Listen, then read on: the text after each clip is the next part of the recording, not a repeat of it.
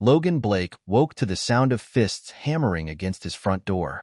The echoes tore through the quiet of his modest home, pulling him from a restless sleep. For a moment, he lay frozen, the pounding eerily reminiscent of nights spent in war zones. His heart thundered in his chest as he threw off the covers and stumbled toward the door. Through the peephole, he saw the flash of a badge. Police. He opened the door cautiously, the night air cold against his skin. 3 officers stood there, their expressions unreadable, but their posture tense. "Logan Blake?" one of them asked, though it sounded more like a statement than a question. "Yes," Logan replied, his voice hoarse.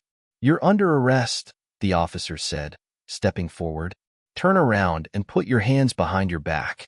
Logan blinked, disbelief washing over him like ice water. What are you talking about? Arrest for what?" "Burglary," the officer said curtly. "Burglary?" Logan's voice rose. "There's no way. You've got the wrong person."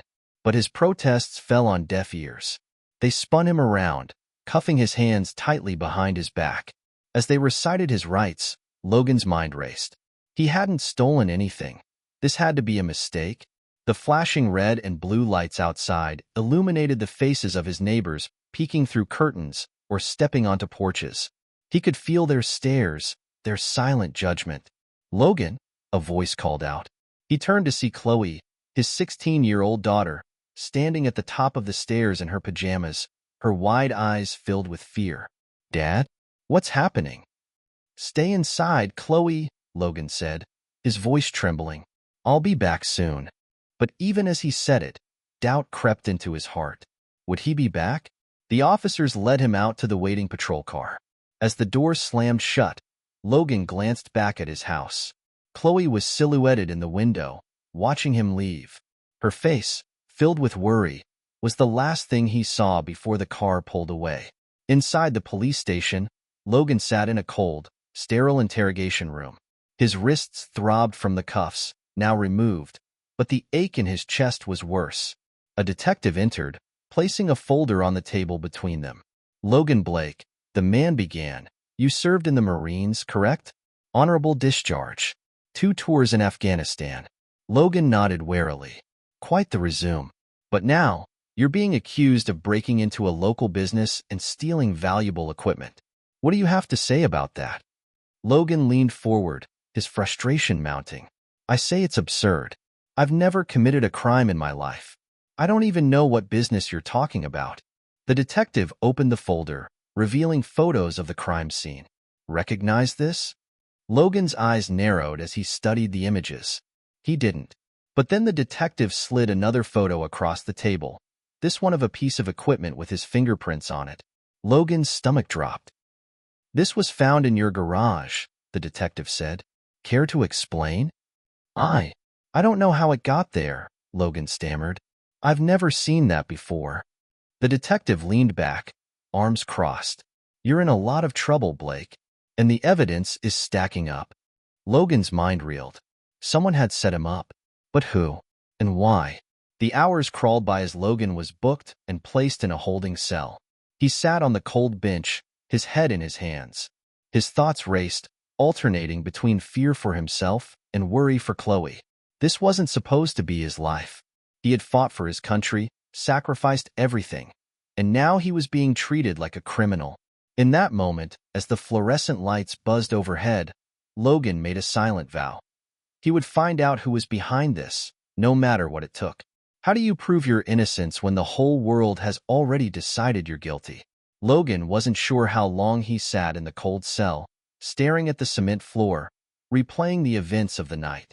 The steel bars felt like a cruel irony. He had once fought to protect freedom, yet here he was, stripped of his own. When the morning light seeped into the room through a small, barred window, he heard footsteps approach. A guard opened the door and led him to the processing area. "You're being bailed out," the guard said flatly.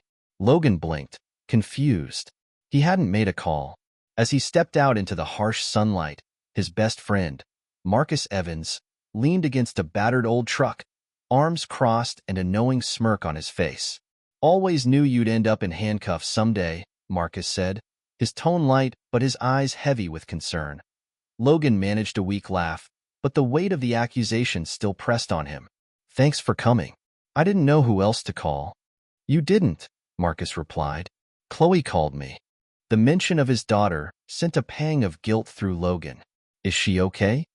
She's scared, man. Confused. I'd say the same about you. Marcus clapped a hand on Logan's shoulder. The ride back was quiet, the hum of the engine the only sound. Logan stared out the window, his thoughts churning. Logan, Marcus finally said, breaking the silence. What's going on?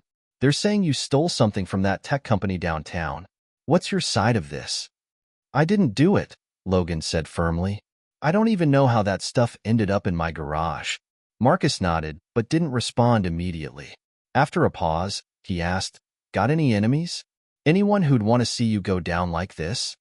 Logan thought back to his time in the service and his work since.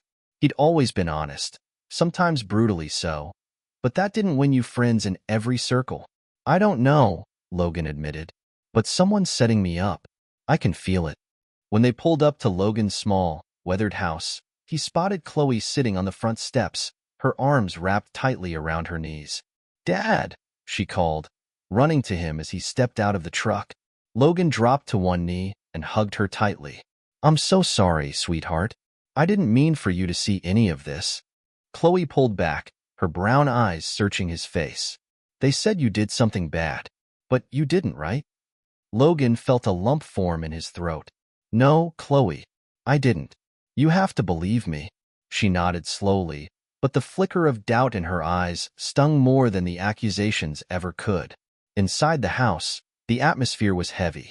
Marcus stayed long enough to make sure Logan and Chloe were settled, then left with a promise to call if he found anything useful. Over breakfast, Logan tried to explain the situation to Chloe, but her questions came faster than he could answer. Why would they think it was you? Don't they check stuff like cameras or DNA? I don't know, Logan replied, running a hand through his graying hair. Do you think it's someone you know? She asked, her voice quiet. I'm not sure, Logan admitted. But whoever it is, they knew what they were doing. Chloe hesitated before asking her final question. What if they're right, Dad? What if you don't remember doing it? The words hit him like a punch to the gut. That afternoon, Logan sat alone in the living room, staring at his old military medals displayed on the shelf. The gleaming bronze and gold felt like mockery now, a reminder of a life where honor and trust mattered. He thought back to his time in the Marines. The camaraderie, the sense of purpose, the battles fought side by side with people he'd trusted with his life. But there had been darkness, too. Missions that didn't go as planned. People who didn't make it back. Secrets that were never meant to see the light of day. Was it possible that someone from his past was behind this? Logan closed his eyes, his mind drifting to the last mission he ever led. There had been mistakes, decisions he wished he could take back, and there had been betrayal. His jaw tightened as the memory surfaced. He had moved on, or so he'd thought. But now, the ghost of that betrayal seemed to be knocking on his door again. As night fell, Logan sat in the darkened living room, a single thought looping in his mind. Whoever did this knows me, and they know how to make me look guilty. Logan vowed to uncover the truth, no matter what it cost him, even if it meant revisiting the scars of his past. The morning sun streamed through the window, but Logan felt no warmth. The weight of the accusations and Chloe's unspoken fears loomed large. He sat at the kitchen table, staring at a cup of coffee gone cold, his thoughts racing.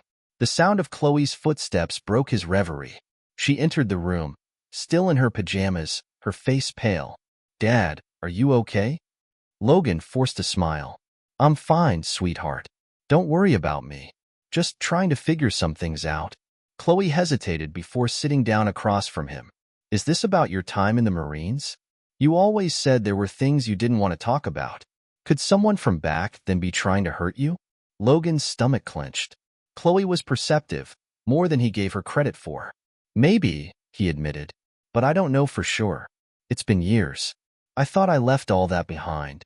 Chloe reached across the table and grabbed his hand. You'll figure this out, Dad. You always do. Her words gave him a flicker of hope, but hope wouldn't solve the problem. He needed answers. Later that day, Logan called Marcus. "I need a favor," he said as soon as his friend picked up. "Name it," Marcus replied. "Dig into my military records. See if anyone I worked with has been in trouble lately or might have a grudge against me. There's got to be a connection." Marcus hesitated. "Logan, you know that kind of digging can stir up things best left buried." "I don't have a choice," Logan said firmly. "Someone's trying to destroy me, and I won't let them. Not when Chloe's future is on the line." "All right," Marcus said with a sigh. "I'll see what I can find. But you owe me a beer when this is over." Logan managed to chuckle. "You've got it." While waiting for Marcus to call back, Logan decided to do some digging of his own. He went out to the garage, where the police claimed they found the stolen equipment. The space was cluttered but organized in its own way. Tools hung on the walls, boxes stacked neatly in the corners. Logan scanned the area, looking for anything out of place. He froze when he spotted a set of fresh scuff marks on the concrete floor, near the spot where the stolen equipment had supposedly been found. Someone had been here. His gut told him it wasn't a random break-in. Whoever had planted the evidence knew how to avoid triggering his security cameras. Logan's jaw tightened. "They wanted me to find it," he muttered. "They wanted this to look legit. But why?" That night, Logan sat at his computer, searching for any news articles about recent burglaries. He found one about the break-in at the tech company, including a list of the stolen items. The report stated that the missing equipment was valued at over $50,000. Scrolling through the article, a name caught his eye: James "Jimmy" Rowe, the company's head of security. Logan leaned back in his chair, his mind racing. Jimmy Rowe had served with him in Afghanistan. They weren't friends. If anything, they had been rivals. Rowe had always been reckless, more concerned with personal glory than the team's safety. Could Rowe be involved in this setup? The timing seemed too coincidental to ignore. The next morning, Logan decided to pay Rowe a visit. He hadn't spoken to the man in years, but if Rowe was behind this, Logan needed to know why. Chloe was still asleep when he left, her face peaceful despite the turmoil. Logan hesitated at the door, his heart aching with the weight of what he might uncover. Driving through the city, Logan felt the familiar tension of preparing for battle. This wasn't a battlefield in the traditional sense, but the stakes felt just as high. When he arrived at Rowe's modest suburban home, he knocked firmly on the door. After a long pause, Rowe answered, his expression a mix of surprise and suspicion. "Logan Blake," he said, leaning against the doorframe.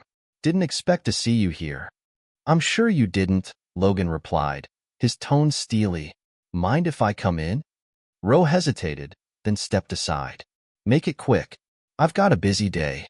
Inside, Logan got straight to the point. "Your name came up in a police investigation. Someone's framing me for burglary, and I want to know if you're involved." Rowe's eyes narrowed. "That's a hell of an accusation, Blake. You sure you're not just looking for someone to blame?" "I'm looking for the truth," Logan shot back. "And you've got a history of bending the rules." Rowe smirked, but there was no humor in it. "You always did think you were better than me, didn't you?" "This isn't about the past," Logan said, though he could feel old tensions bubbling to the surface. "It's about my life being turned upside down. If you know something, you'd better start talking." For a moment, Rowe said nothing. Then he leaned closer, his voice low. "Be careful, Logan. You don't know who you're messing with." The words sent a chill down Logan's spine.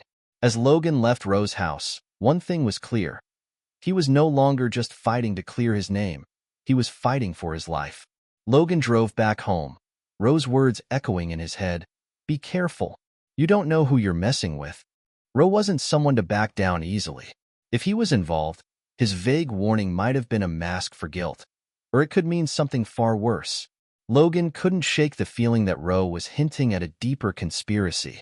At home, Marcus was waiting on the porch, a thick file tucked under his arm. "Got something," Marcus said, holding the file up as Logan parked.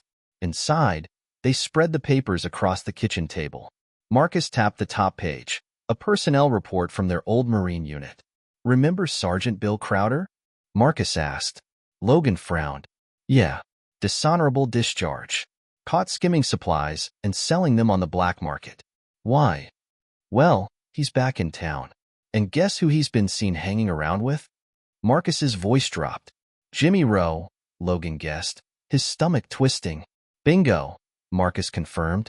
Crowder's been working private security gigs, but there's chatter he's been pulling jobs on the side. Could be he's your guy, or part of something bigger. Logan scanned the rest of the file, noting the names of other former squad mates who'd taken darker paths after the war. It was a painful reminder of how far they'd all fallen from the ideals they once stood for. I don't think Rowe's acting alone, Logan said. And if Crowder's involved, this could be bigger than just me. Marcus nodded. What's your next move? I need to find Crowder, Logan said firmly. That evening, Logan made a few calls, leaning on old contacts from his time in the service. It didn't take long to track down Crowder's favorite bar, a dive on the edge of town frequented by men who preferred to keep their dealings off the radar. As Logan stepped into the dimly lit bar, the scent of stale beer and cigarettes hit him. He scanned the room, his eyes landing on Crowder in a corner booth, laughing with a group of rough-looking men. Logan approached, his shoulders squared. Crowder, he said, his voice steady. Crowder looked up, his grin fading into a sneer. Well, if it isn't Captain America. Mind if we talk?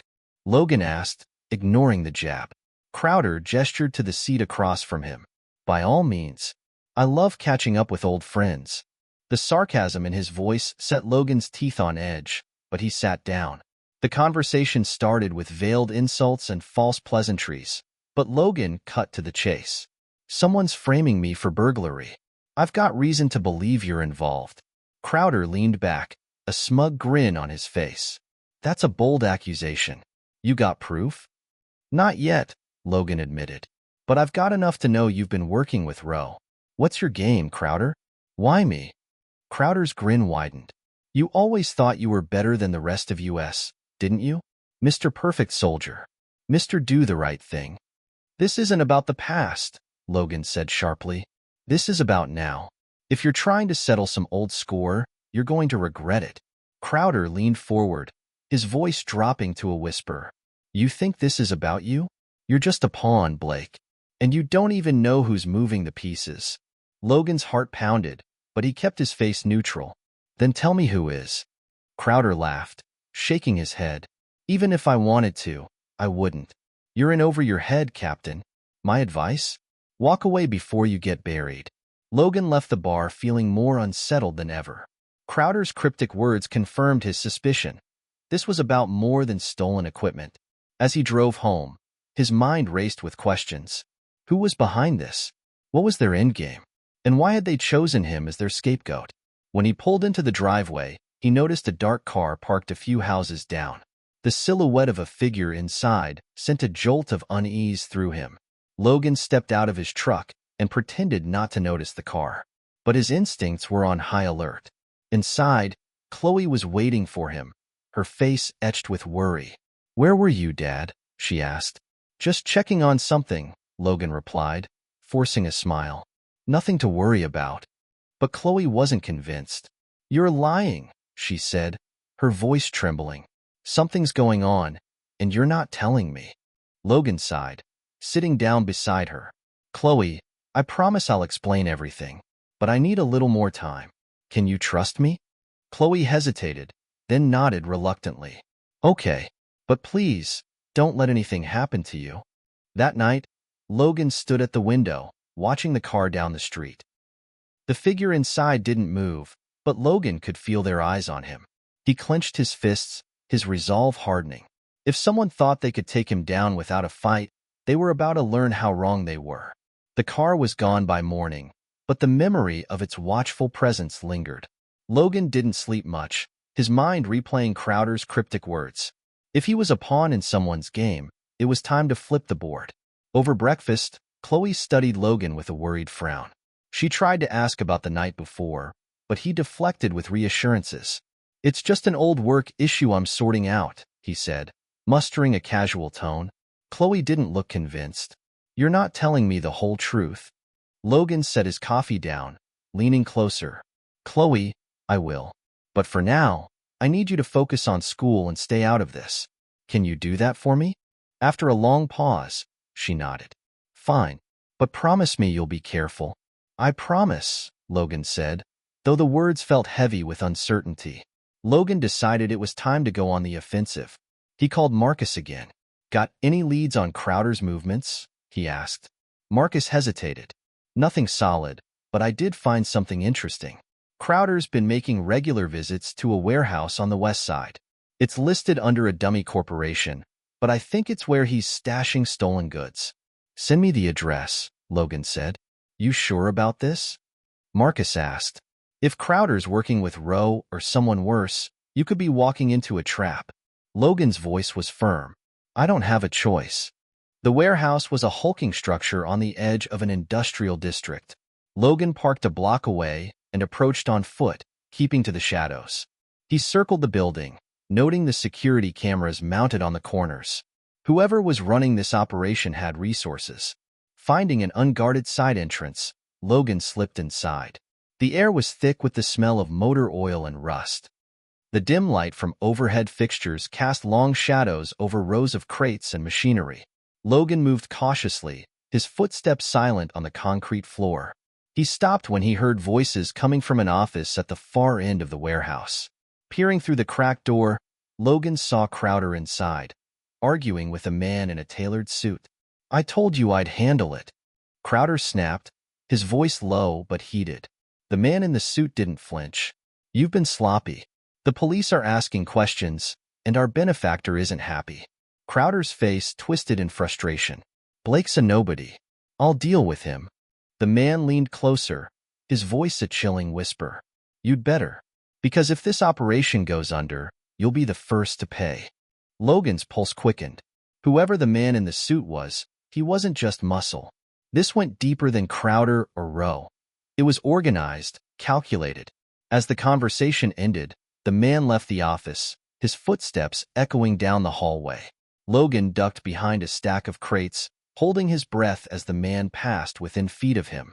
Once the coast was clear, Logan slipped into the office. Crowder was rifling through a desk drawer when he noticed Logan. What the hell? Crowder growled, reaching for a gun on the desk.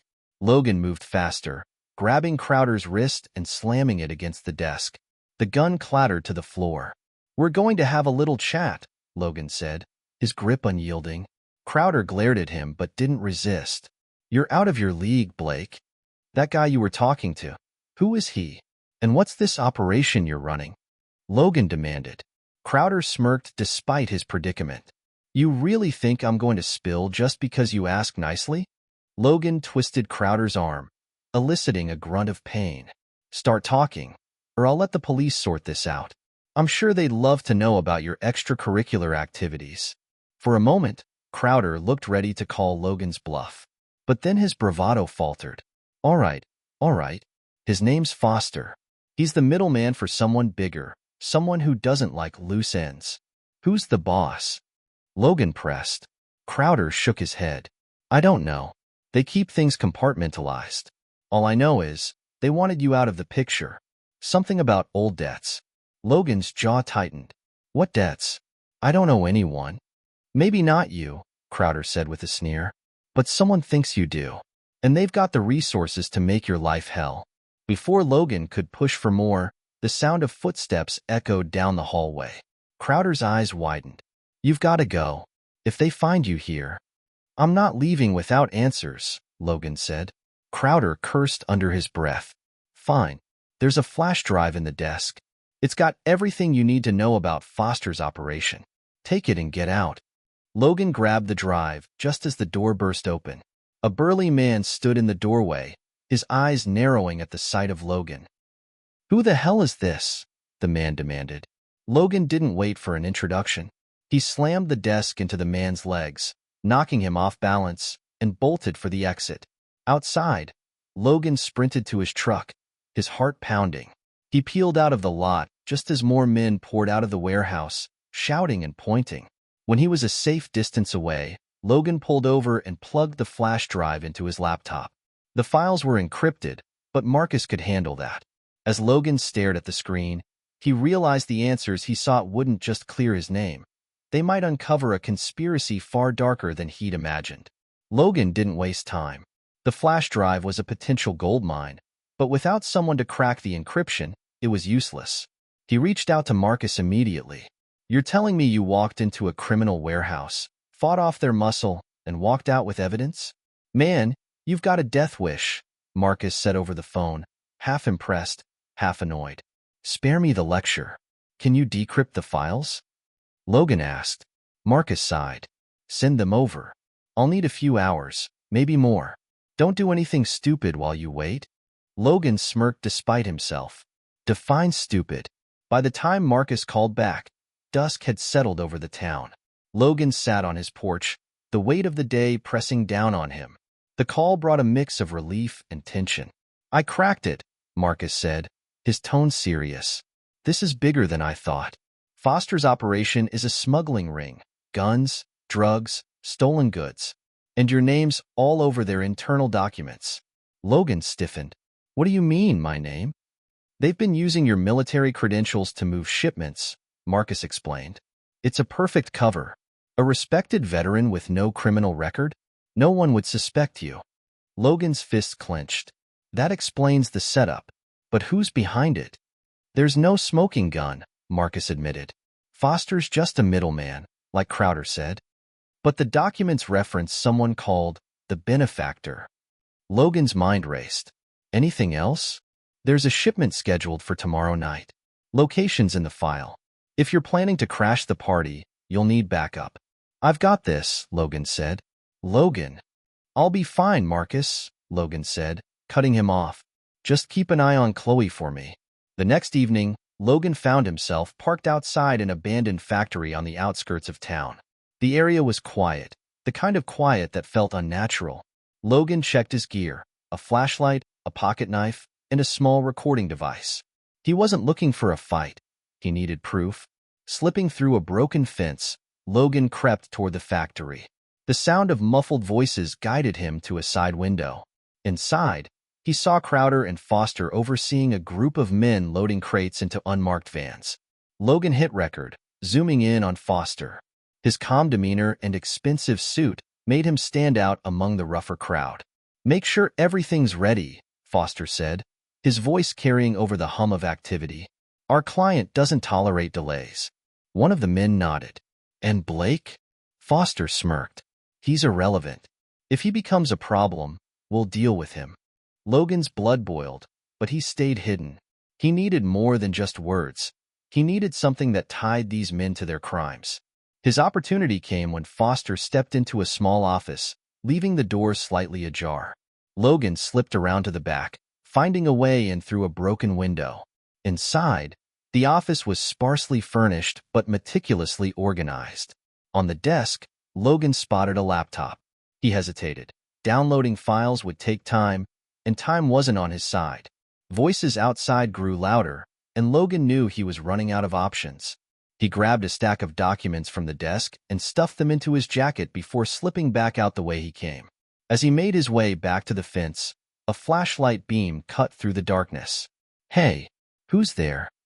Logan froze, his heart racing. The guard moved closer, his flashlight sweeping the area.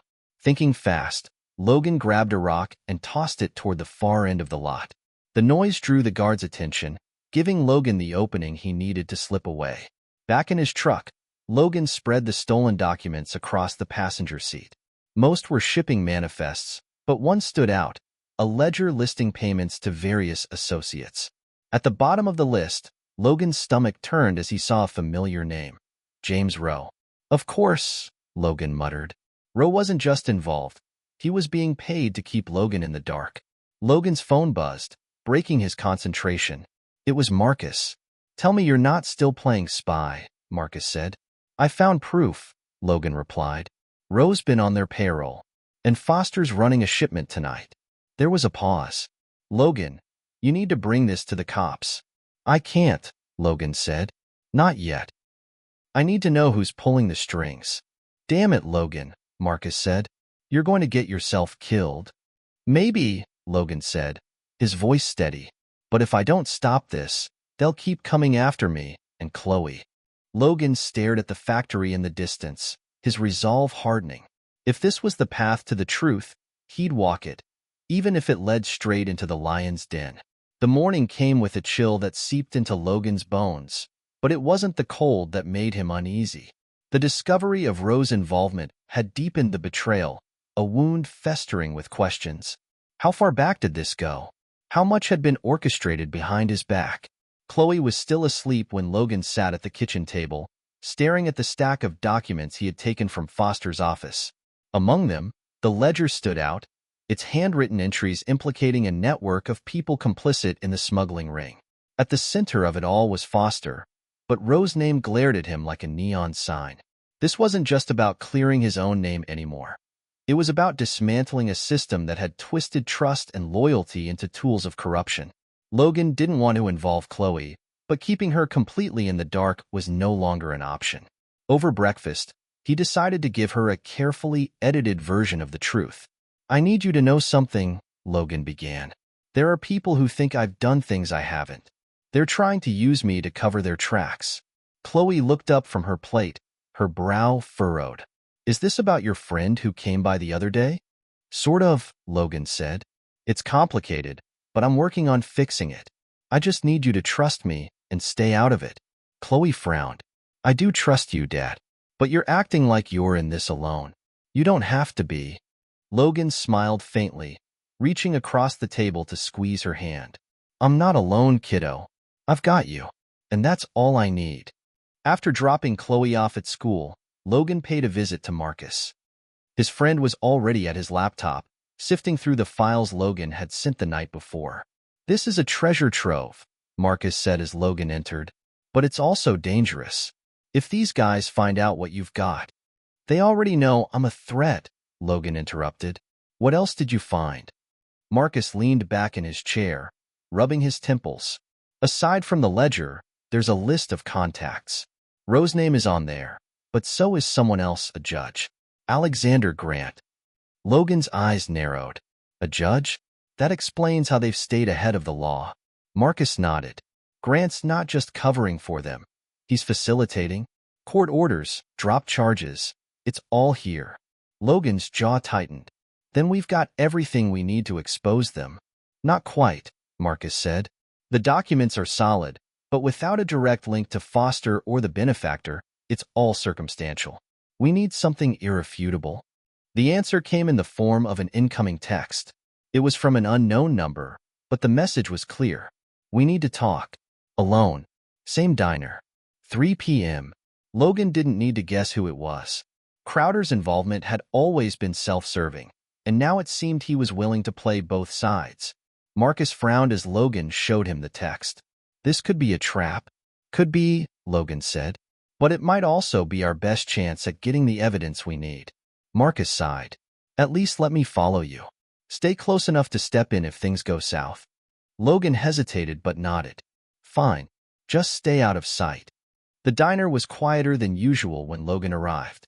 He slid into a booth near the back, his eyes scanning the room for Crowder. A few minutes later, the man walked in, his face pale and drawn. He sat across from Logan without a word, his eyes darting nervously toward the door. "You wanted to talk," Logan said, keeping his voice low. Crowder leaned in, his voice barely above a whisper. "Foster's getting impatient. He knows you're snooping around." "Good," Logan said. "Maybe it'll make him careless." Crowder shook his head. "You don't get it. Foster doesn't make mistakes. And the benefactor? They don't tolerate loose ends. If you don't back off, they'll bury you." Logan's eyes hardened. "Why do you care?" Crowder hesitated, then sighed.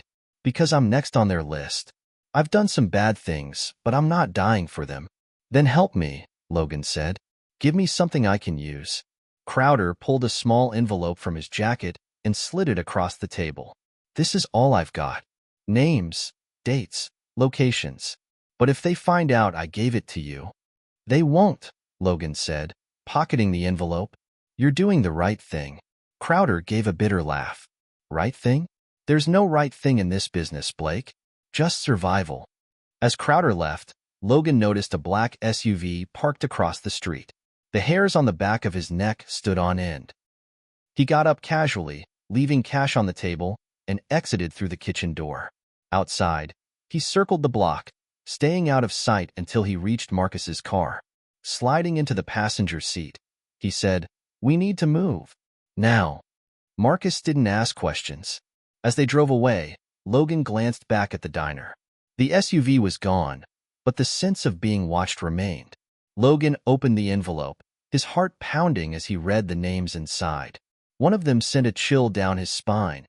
It was someone he never expected. Logan sat in Marcus's apartment, his hands gripping the list from Crowder's envelope.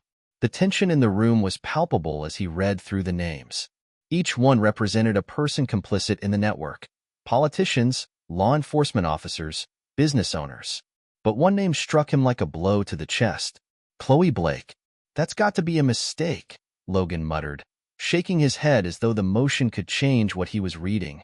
Marcus leaned over his shoulder, his face a mixture of confusion and concern. Why would her name be on there? She's a kid, Logan. Logan's mind raced. They're not implicating her. This is leverage. A threat? Leverage for what? Marcus asked. "To control me," Logan replied, his voice cold. "They know how to hit where it hurts." Marcus sat back, his expression grim. "This changes everything. They're not just coming for you. They're making it personal." Logan's phone buzzed, breaking the heavy silence. The message was from another unknown number. "Time's running out, Logan. Bring what you have to the docks tonight, or your daughter pays the price." Logan's jaw clenched, his knuckles white as he gripped the phone. "They want the evidence. And if you don't give it to them?" Marcus asked, though the answer was obvious. "I'm not letting them touch her," Logan said, standing abruptly. "We need a plan." The docks were an isolated stretch of land on the edge of the river. Logan had been there before, years ago, when the town was thriving. Now, it was a skeleton of its former self, perfect for illicit meetings and criminal activity. Marcus insisted on going with him, though Logan was reluctant to put his friend in danger. "If they see you." "They won't," Marcus interrupted, holding up a pair of binoculars.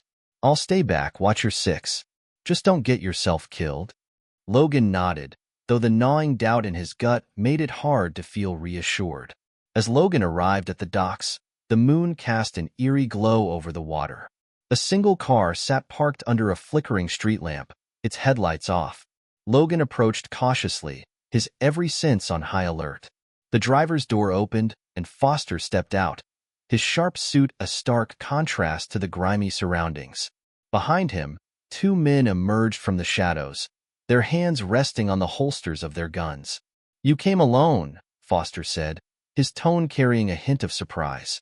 "You told me to," Logan replied, keeping his voice steady. Foster smirked. "You're predictable, Blake. That's what I've always liked about you." Logan ignored the jab. "Let's get this over with. You want the files?" Foster tilted his head. "Not so fast. First, I need to know what you've shared." Logan reached into his jacket, pulling out a flash drive. "Everything's on here. Take it, and leave Chloe out of this." Foster laughed, a cold, hollow sound. "Do you really think it's that simple? You've been a thorn in our side for weeks. Killing you would be easier." The words hung in the air, and Logan saw the two men shift, their hands tightening on their weapons. Suddenly, a voice crackled through a hidden earpiece in Foster's ear. He frowned, stepping aside to listen. "What do you mean there's someone else here?" Foster barked, his composure slipping. Logan's heart raced. "Marcus." "Stay back," Logan whispered under his breath, though he knew Marcus couldn't hear him. Foster turned back to Logan, his expression dark. "Looks like you're not as predictable as I thought." Logan seized the moment. He lunged at the nearest man, disarming him in a swift motion. The second man raised his gun, but a shot rang out from the darkness before he could fire. He crumpled to the ground, a bullet hole in his shoulder. Marcus emerged from the shadows, his own gun raised. "Told you I had your back." Foster's eyes narrowed. "You're making a mistake, Blake." "No," Logan said, his voice hard. "The mistake was underestimating me." With Foster and his men subdued, Logan grabbed the flash drive from the ground where it had fallen. He didn't wait for Foster to spew more threats. He and Marcus left the scene quickly, disappearing into the night. Back at Marcus's apartment, Logan placed the flash drive on the table. This is the real leverage, he said. Everything we need to take them down. Marcus frowned. And the names on that list? The threats against Chloe? Logan's eyes darkened. We're not done yet. This doesn't end until they're finished, for good. As the first rays of dawn broke through the window, Logan steeled himself for the battle ahead. The enemy had made it personal, and he would make sure they regretted it. Morning came with little reprieve. Logan had spent the night combing through the list Crowder had given him, matching names to faces and connections. Each discovery painted a clearer picture of a sprawling conspiracy, but also revealed just how deep and powerful this network was. Chloe remained unaware of the danger encircling them, but her name on that list haunted Logan. The thought of her being dragged into the mess tightened his chest with a mix of fear and fury. Marcus brewed another pot of coffee, his laptop humming on the kitchen counter. "We need a new plan," he said, breaking the silence. "The docs were a gamble, but now they know we're not bluffing. They'll hit back hard." Logan nodded, staring at the names in front of him. "We can't just sit on this information. We need to go public." Marcus frowned. "And risk them retaliating against Chloe? They're already watching her." "I know," Logan admitted, his voice low, "but staying silent isn't protecting her either. The only way to keep her safe is to take them down completely. Expose everything." Logan's plan began to take shape. He and Marcus needed someone with the resources and reach to disseminate the evidence. The local media was too risky. Too many players in the conspiracy had influence over the press. Instead, they decided to approach someone with a national platform. Logan remembered an old contact, Lauren Hayes, a journalist he had worked with during his time in the military. Lauren specialized in investigative reporting and wasn't afraid of high-stakes stories. "Lauren's tough," Logan said. "If anyone can handle this, it's her." "Assuming she's willing to stick her neck out," Marcus replied. "She will," Logan said firmly. That afternoon, Logan made the call. Lauren answered on the second ring, her voice as sharp as ever. "Logan Blake. Haven't heard from you in years. What's the occasion?" "Not a social call," Logan said. "I've got a story for you. Big one." "I'm listening." "Not over the phone," Logan replied. "Can we meet? Somewhere secure." Lauren hesitated. "You sound serious." "I am," Logan said. There was a pause before Lauren responded. "All right. There's a coffee shop downtown, Eden Cafe. Meet me there in an hour." The cafe was quiet when Logan arrived, the lunchtime rush having just passed. Lauren sat at a corner table, her notepad and pen ready. She looked up as Logan approached, her expression a mix of curiosity and caution. "Logan," she said, standing to greet him, "you look different." "It's been a long few years," Logan replied, sitting across from her. Lauren didn't waste time with small talk. "What's this about?" Logan slid the flash drive across the table. "Everything's on there. Corruption, smuggling, even murder. It's all connected." Lauren's eyes narrowed. "Connected to who?" Logan hesitated before answering. "Judge Alexander Grant, Chief Foster, and a lot of other powerful people." Lauren's pen froze midair. "That's a bold accusation. Do you have proof?" "It's on the drive," Logan said. "But they know I have it. They've already made threats." Lauren studied him for a moment, then picked up the flash drive. "If this checks out, it could be explosive. But going public won't be easy. You're putting a target on your back." "I'm already a target," Logan replied. "This is the only way to stop them." As they left the cafe, Logan noticed a black car idling at the curb. His instincts flared, and he put a hand on Lauren's arm. "Get in your car," he said quietly. "Drive straight back to your office. Don't stop." "What's wrong?" Lauren asked, her eyes scanning the street. "Just go," Logan insisted. Lauren nodded, slipping into her car and pulling away. Logan stayed behind, watching as the black car began to follow her. He moved quickly, stepping into the path of the pursuing vehicle. The driver slammed on the brakes, and Logan used the moment to memorize the plate number before the car sped off in the opposite direction. Back at Marcus's apartment, Logan relayed what had happened. Marcus typed the plate number into a database he had access to through an old police contact. "It's registered to a shell company," Marcus said. "No surprise there." "They're tightening the noose," Logan muttered. But we're not backing down. That evening, Lauren called. I've started digging into the files. You're right, this is huge. But if we're going to run with it, we'll need corroboration. Witnesses. Logan thought of Crowder. I might have someone. Good, Lauren said. Because once this goes live, there's no going back. Logan hung up, the weight of what lay ahead pressing down on him. He had crossed the point of no return, and now the only way out was through. Logan sat at Marcus's kitchen table, staring at the now empty flash drive. His mind raced with the implications of their next move. It had been a whirlwind of decisions in the past few days, each one leading them further into the heart of something much darker than he had anticipated. He couldn't shake the feeling that they were running out of time. We need to move faster, Marcus said, breaking the silence. Lauren's right. If this goes public, we need to have all the pieces in place, or it could backfire. Logan nodded, feeling the weight of their next steps. The problem is, the closer we get to the truth, the more dangerous it becomes. Marcus crossed his arms, pacing the small room. What if they find out we're working with Lauren? Logan's gaze hardened. Then we make sure they don't. We move faster, keep everything quiet. We can't afford any more mistakes. The doorbell rang, sharp and abrupt, breaking the tension in the room.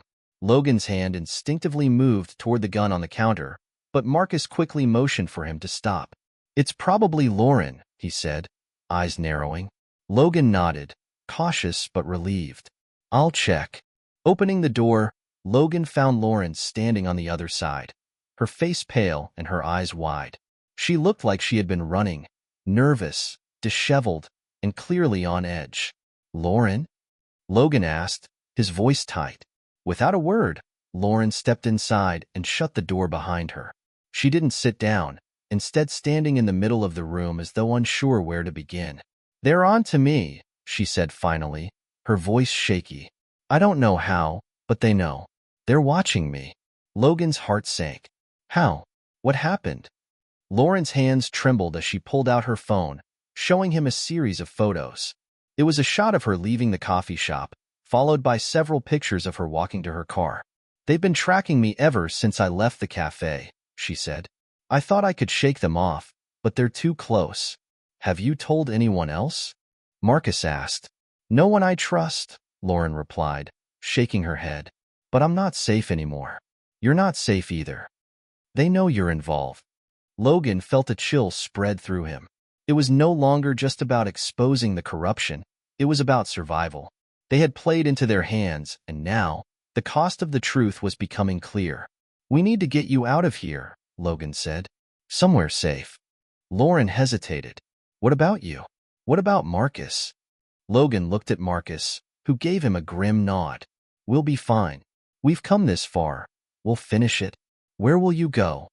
Marcus asked, trying to stay focused on the bigger picture. I have some old contacts I can reach, Lauren said. But I'm not sure how much time I have before they close in. Logan made a quick decision. You're going to the old warehouse. It's off the grid. I'll make sure no one finds you there. Lauren looked at him, fear flashing across her face. I don't want to be a burden. I'm not running away. I'm staying in this fight with you. Logan placed a hand on her shoulder. You're not a burden. You're part of this now. But if you stay here, they'll find you. I won't let them do that. After a brief and tense goodbye, Lauren left, and Logan returned to the kitchen, his thoughts swirling. Marcus watched him silently. She's in danger, Logan said, his voice heavy. If they get to her first. He couldn't finish the thought. We need to move quickly, Marcus said, his face tight.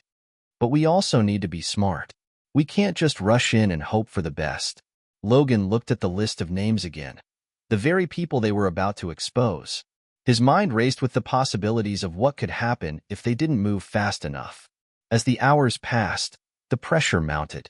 Logan and Marcus began contacting their old networks, trying to find safe houses and ways to get Lauren out of harm's way. It was a delicate dance. One mistake could set everything back. Marcus tapped away on his laptop, his fingers flying over the keys.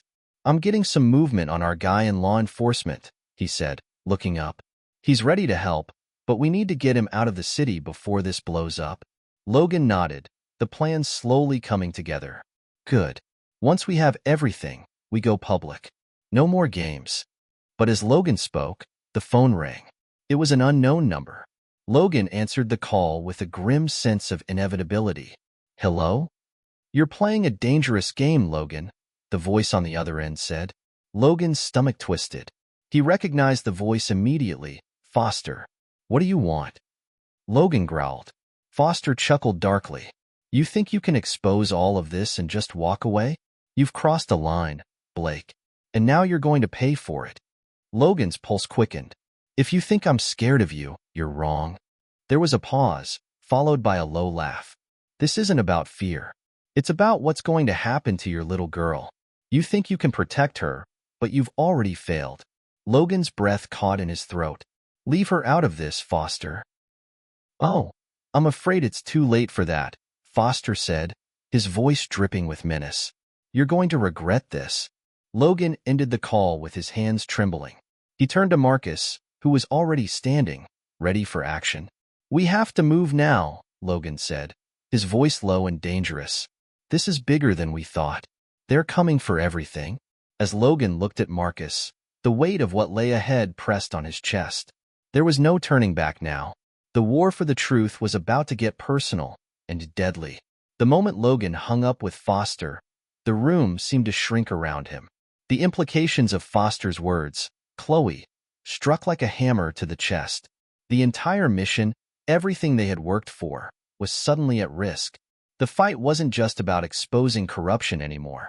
It was about protecting the only thing that truly mattered to him. Logan, Marcus's voice broke through his thoughts. What did he mean by that? Your little girl? Logan clenched his jaw. He couldn't let Marcus see how deeply Foster's words had shaken him. He wouldn't let fear dictate their next move. He's playing mind games, Logan said, his voice tight. Trying to make me doubt everything. Marcus, clearly seeing through the facade, didn't push further.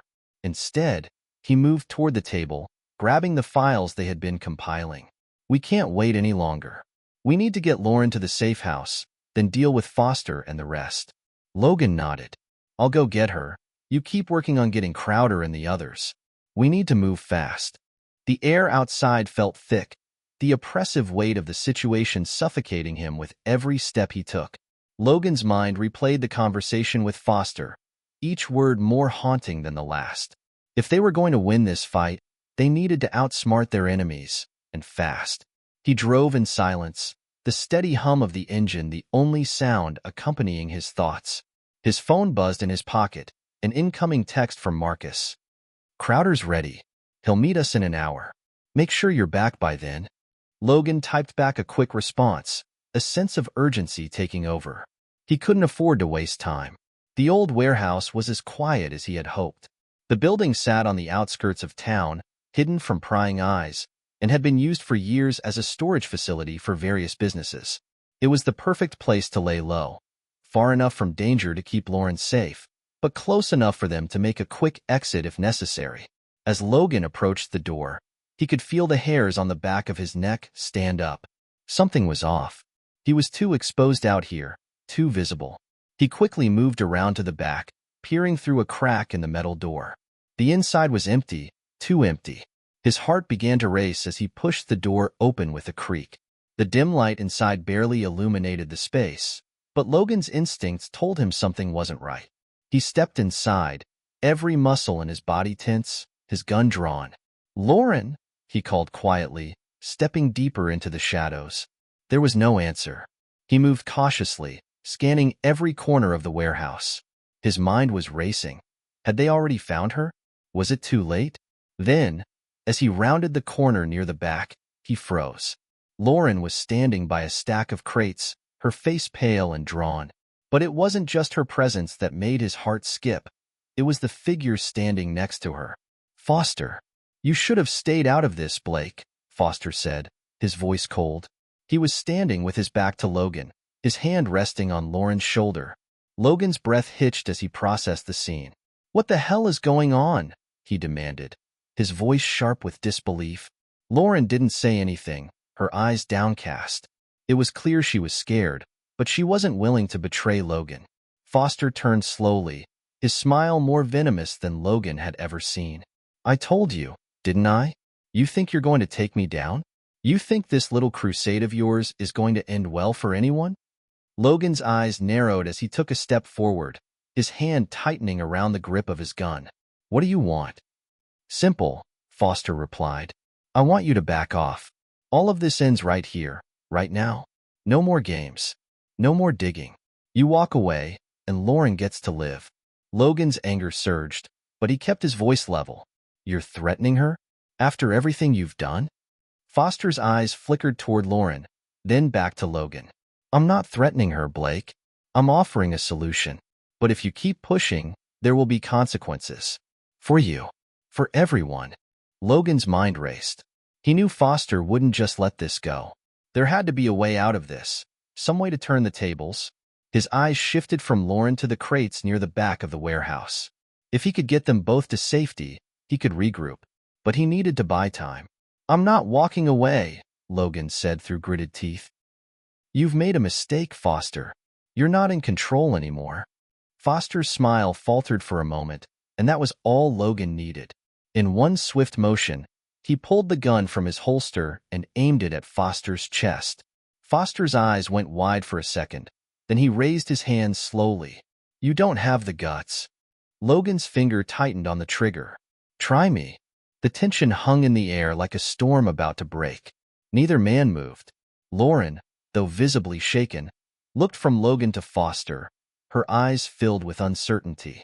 She knew how close they were to disaster. After what seemed like an eternity, Foster slowly dropped his hands to his sides, his smile returning. But this time it was cold, calculating. You really think you can take me down? You have no idea who you're dealing with. Logan didn't flinch. I know exactly who I'm dealing with. And with that, Logan took the shot, right at the crate beside Foster. The loud bang echoed through the warehouse, sending a shockwave of adrenaline through the air. The crates exploded, and in the chaos, Logan grabbed Lauren's arm, pulling her toward the exit. They didn't look back. The sound of gunfire, crashing metal, and the distant rumble of approaching vehicles spurred them on.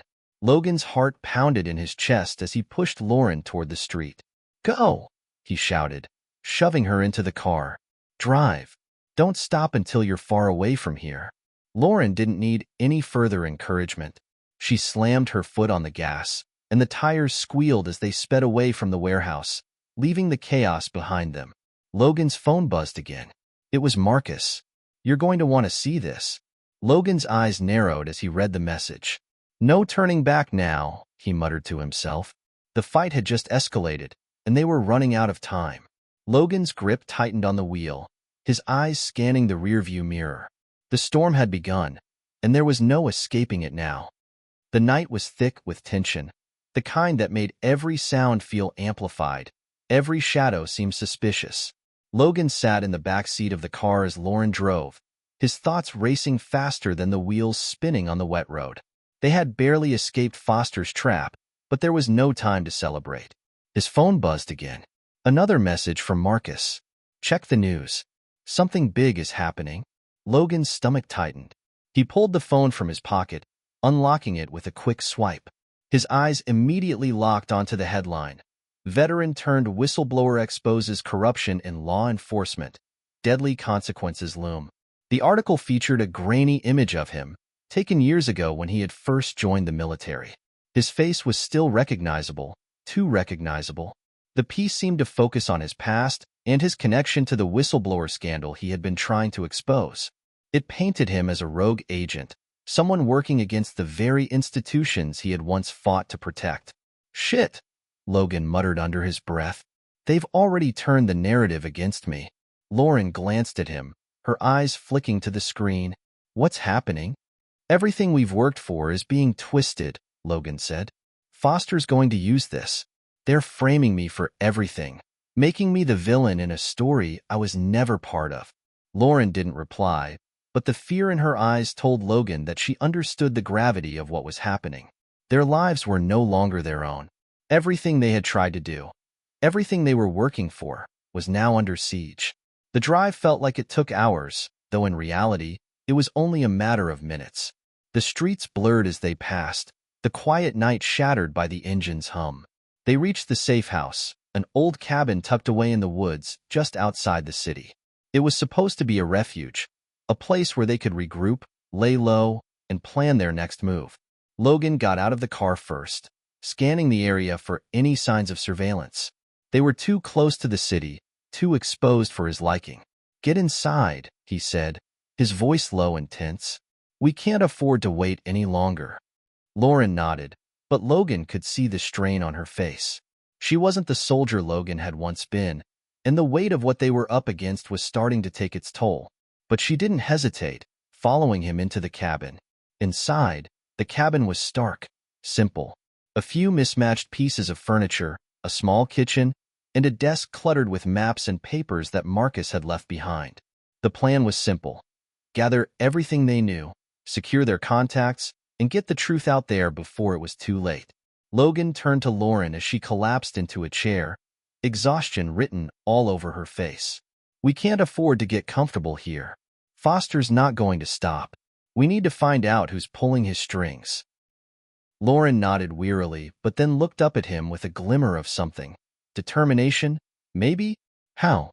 "We barely got out of there alive." Logan's jaw tightened. "We're not out yet." He turned to the desk and started flipping through the papers Marcus had left behind, his mind already moving to the next step. "We need to expose the real criminals, the ones who started this whole mess. And we can't do it alone." They spent hours poring over the information, trying to piece together the threads of the conspiracy. Logan's mind was sharp, but the strain of the past few days was beginning to wear him down. He kept seeing Chloe's face, the thought of her being used as leverage against him gnawing at the back of his mind. A few hours later, as the clock struck midnight, Marcus arrived at the cabin, his truck pulling up quietly on the gravel driveway. He was carrying a large duffel bag, filled with more equipment, information, and supplies they would need for their next move. "Everything's ready," Marcus said as he walked into the cabin, his eyes scanning the room. "Crowder's willing to talk. He's scared, but he's willing to give us something." Logan looked up, his attention snapped back to the conversation. "What's the catch?" "Foster's people are onto him. He's running out of time." Marcus pulled out a folder from the bag and laid it on the table. "This is our last shot. Crowder has proof that will expose the corruption all the way to the top, but he needs protection." Logan's gaze hardened. "We're not just going to protect him. We're going to use this information to take them down." The three of them sat in the dimly lit cabin, their eyes fixed on the papers spread out before them. Every word, every detail mattered now more than ever. If they were going to have any chance of surviving, they had to be smarter than their enemies. They needed to stay one step ahead, even if it meant making impossible choices. Lauren shuffled through some papers, then stopped, her finger tapping on a name. "Here it is. A connection between Foster and someone in the city government." She looked up at Logan and Marcus. "We knew they were connected, but this is bigger than I thought." Logan leaned over, his eyes scanning the page. "We take down Foster, but we have to hit them all at once. We expose the whole network, or they'll just pick us off one by one." Marcus nodded. "That's the only way, but we need to move fast. Crowder's already a target. He won't have much time." The plan was set.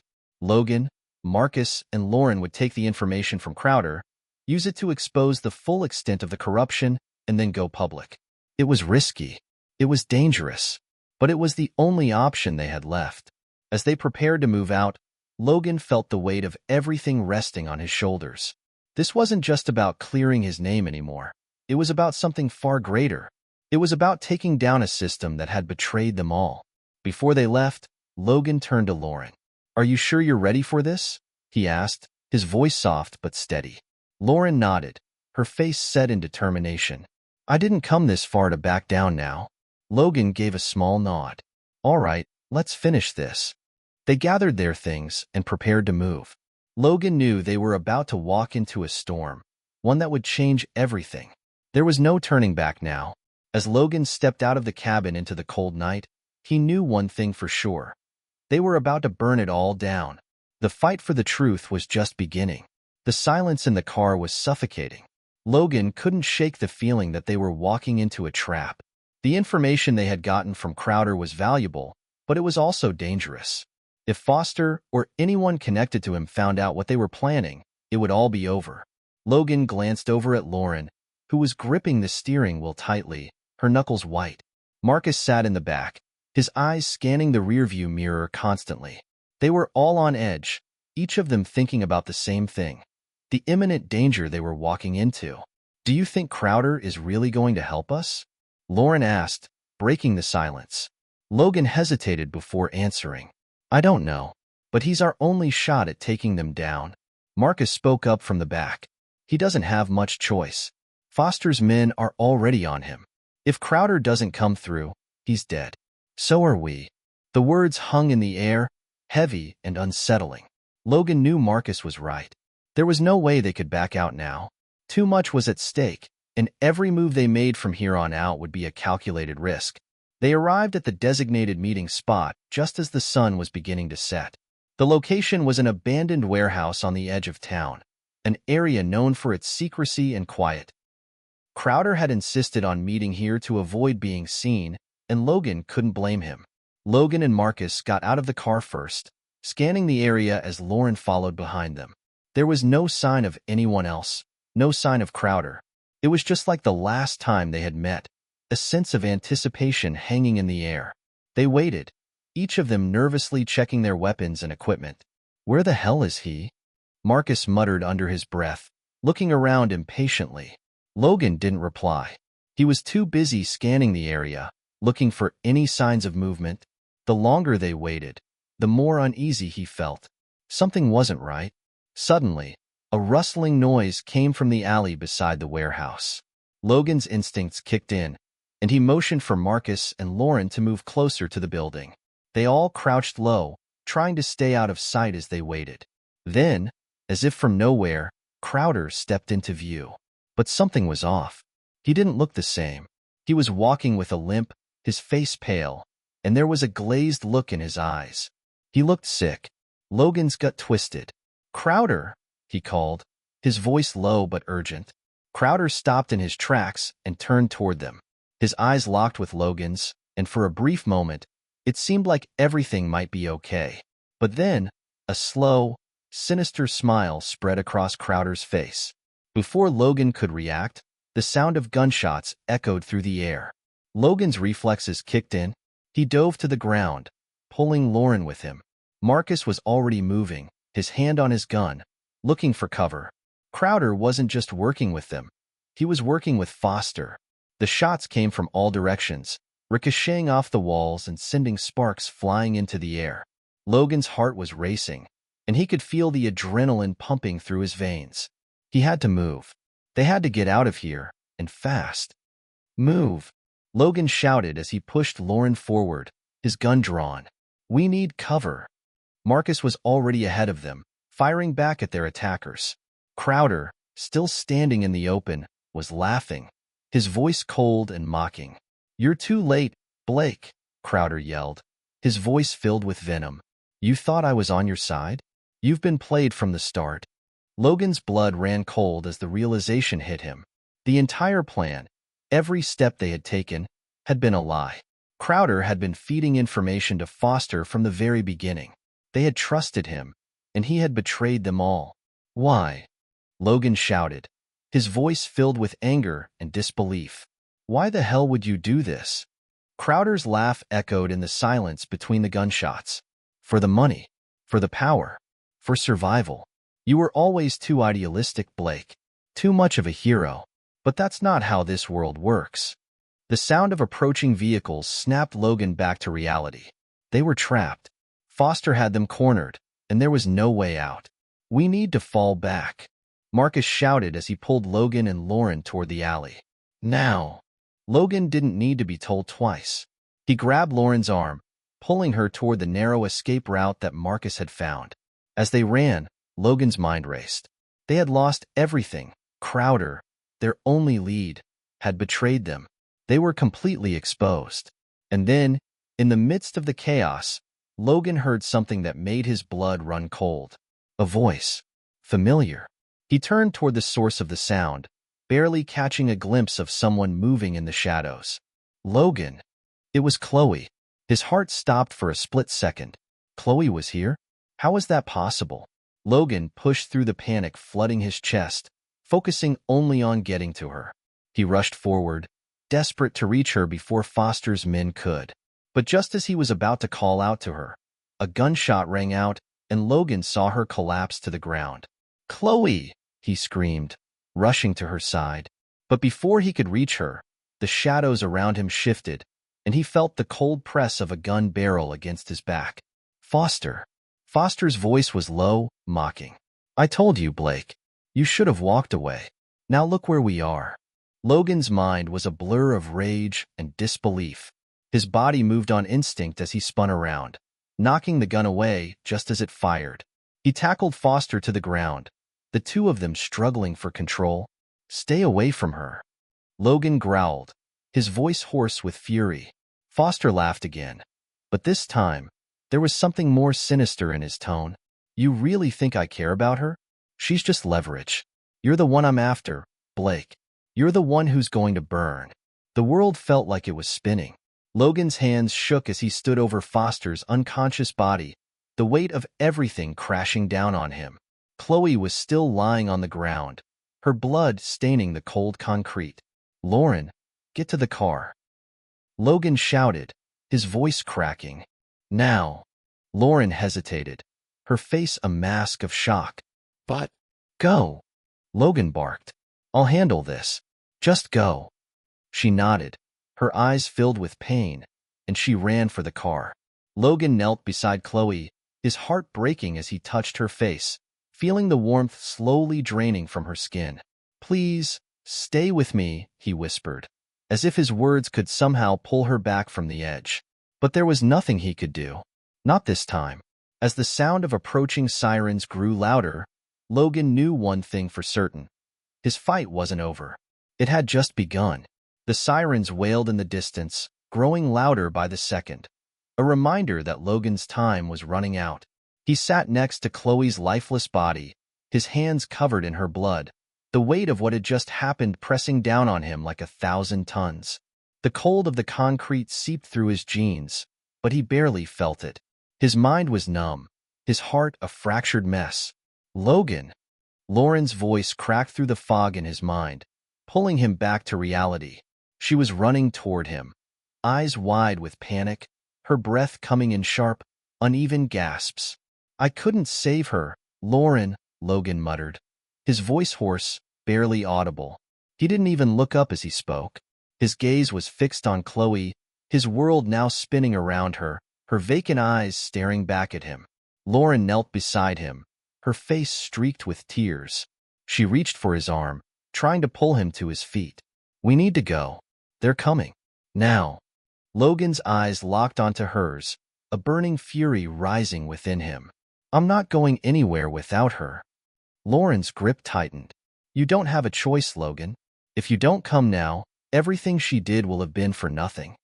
For a moment, Logan felt a fire ignite inside him, a purpose, a reason to keep moving. Chloe had been a part of this fight, and now she was gone. The least he could do was ensure her death meant something. He let out a slow breath, pushing himself to his feet. His hands trembled as he wiped the blood off his face, though he knew it was futile. It was all over him now, in more ways than one. "Let's go," he said, his voice cold, steely with resolve. "We end this." The car screeched to a halt just outside the warehouse. Logan and Lauren were barely in the door before they were moving again. They didn't need to talk. Their movements were coordinated, practiced, survival instincts kicking in. Logan had one goal now: Foster. The man who had orchestrated this nightmare. The man who had destroyed everything. Logan wasn't going to rest until he brought him down. Marcus was already inside, crouched behind a stack of crates, eyes scanning the room. "They're coming," he warned as he gestured toward the door. "We don't have much time." Logan gave a sharp nod. "We move fast. We expose everything. Foster won't see it coming." They worked quickly, setting up the equipment they had brought. Marcus was on the laptop, hacking into the warehouse's security system, while Logan and Lauren covered the entrances. They were waiting for the moment when they could finally use the proof they had to bring down Foster and everyone connected to him. Logan's mind raced as he checked his gun, his eyes never straying far from the door. There were so many questions he still had, so many unanswered pieces in this puzzle. But all of it would have to wait.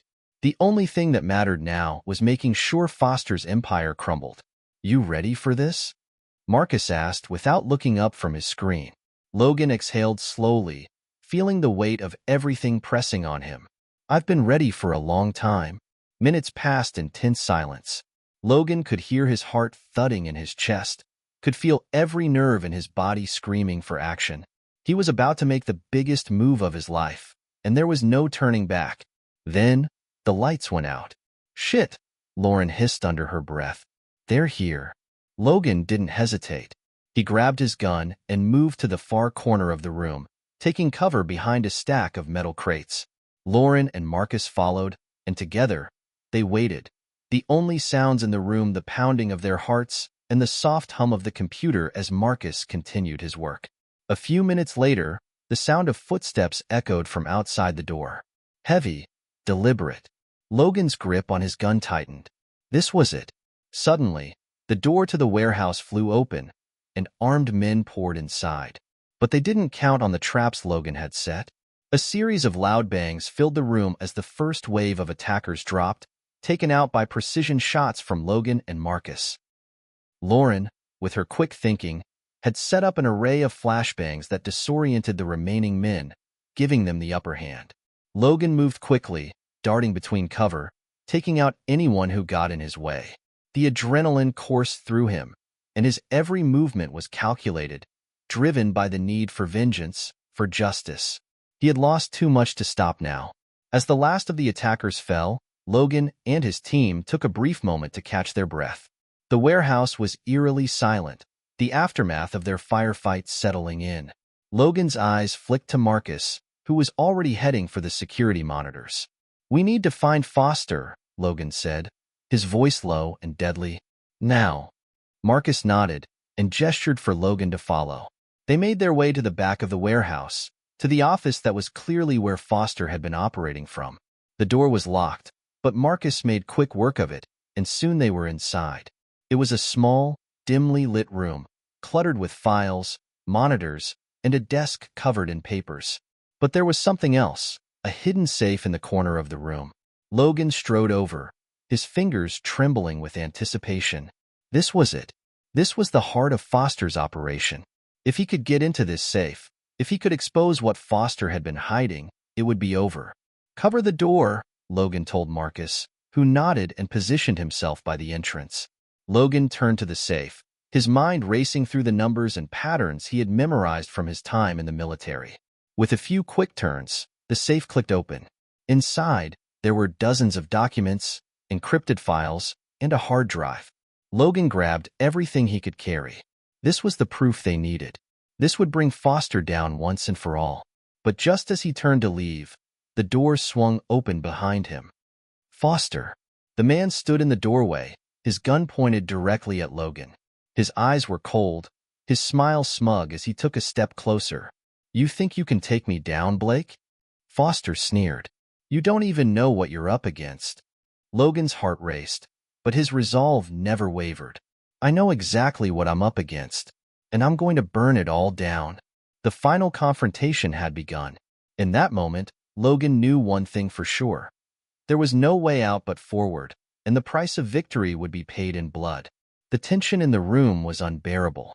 Logan stood frozen, facing Foster, the weight of the gun pressing into his chest like a reminder of how close the end was. The documents in his hand felt like a ticking time bomb. Everything they had worked for was within their grasp. But in this moment, Foster was the last obstacle standing between them and victory. Foster's smile widened, dark and condescending. "You really think you can stop me, Logan? This is bigger than you. Bigger than anything you could ever imagine." Logan's pulse quickened, but he wasn't intimidated. He had fought his whole life to get here, and there was no turning back. "I don't care how big you think it is. You're going down, Foster. This ends now." The man in front of him, cold and calculating, wasn't just an enemy. He represented everything that had destroyed Logan's world. The lies, the betrayal, the corruption. It had all come from Foster's web of deceit. Foster's gun glinted in the dim light, his finger tightening on the trigger. But Logan wasn't about to let him control the narrative any longer. The fight for survival was in full swing now. Without warning, Logan lunged toward the side, narrowly dodging the shot that rang out. The bullet grazed his arm, searing pain shooting through him, but he ignored it. His focus was razor-sharp. Foster wasn't going to get away with this. Logan hit the ground behind a metal pillar, the gunfire continuing to echo around them. He could hear Foster's footsteps moving closer, the man thinking he had the upper hand. But Logan knew the only thing that mattered now was survival. "Marcus!" Logan shouted, his voice strained with urgency. "Get him!" Marcus, who had been standing by the door, moved with lightning speed. He fired a few quick shots, forcing Foster to retreat into the shadows of the office, the sound of footsteps and movement signaling his desperation. The room was chaotic, a blur of action. Logan moved swiftly, pain from his arm ignored as he darted behind crates, making his way closer to Foster's position. He could hear his own breath, ragged and labored, but it was the adrenaline that kept him moving. There was no time for fear. "You're cornered, Foster," Logan yelled, moving around the crates to flank him. "We have the evidence. The whole world is going to know what you've done." A cold laugh echoed back from the darkness of the office. "You think anyone cares about your so-called evidence? You think the world will just take your word for it?" Foster's voice was filled with contempt, and Logan could hear the shift, the panic. Foster was running out of options. "Don't underestimate me," Logan shot back, his voice steely and unwavering. He moved quickly, using the distraction to get closer. Suddenly, the lights flickered, then went out, plunging the entire warehouse into darkness. Logan froze, his heart hammering in his chest. He couldn't see anything. The only sounds were the soft thud of footsteps in the distance and the thumping of his own heart in his ears. But Logan knew better than to panic. He had trained for this. His hand instinctively reached for his flashlight, flicking it on as he crouched low to the ground. The beam cut through the darkness, but there was no sign of Foster. Then, a movement caught his eye, a shadow darting to the side. Logan's body reacted before his brain could fully process what was happening. He fired. The shot rang out, followed by the sound of a body hitting the ground with a heavy thud.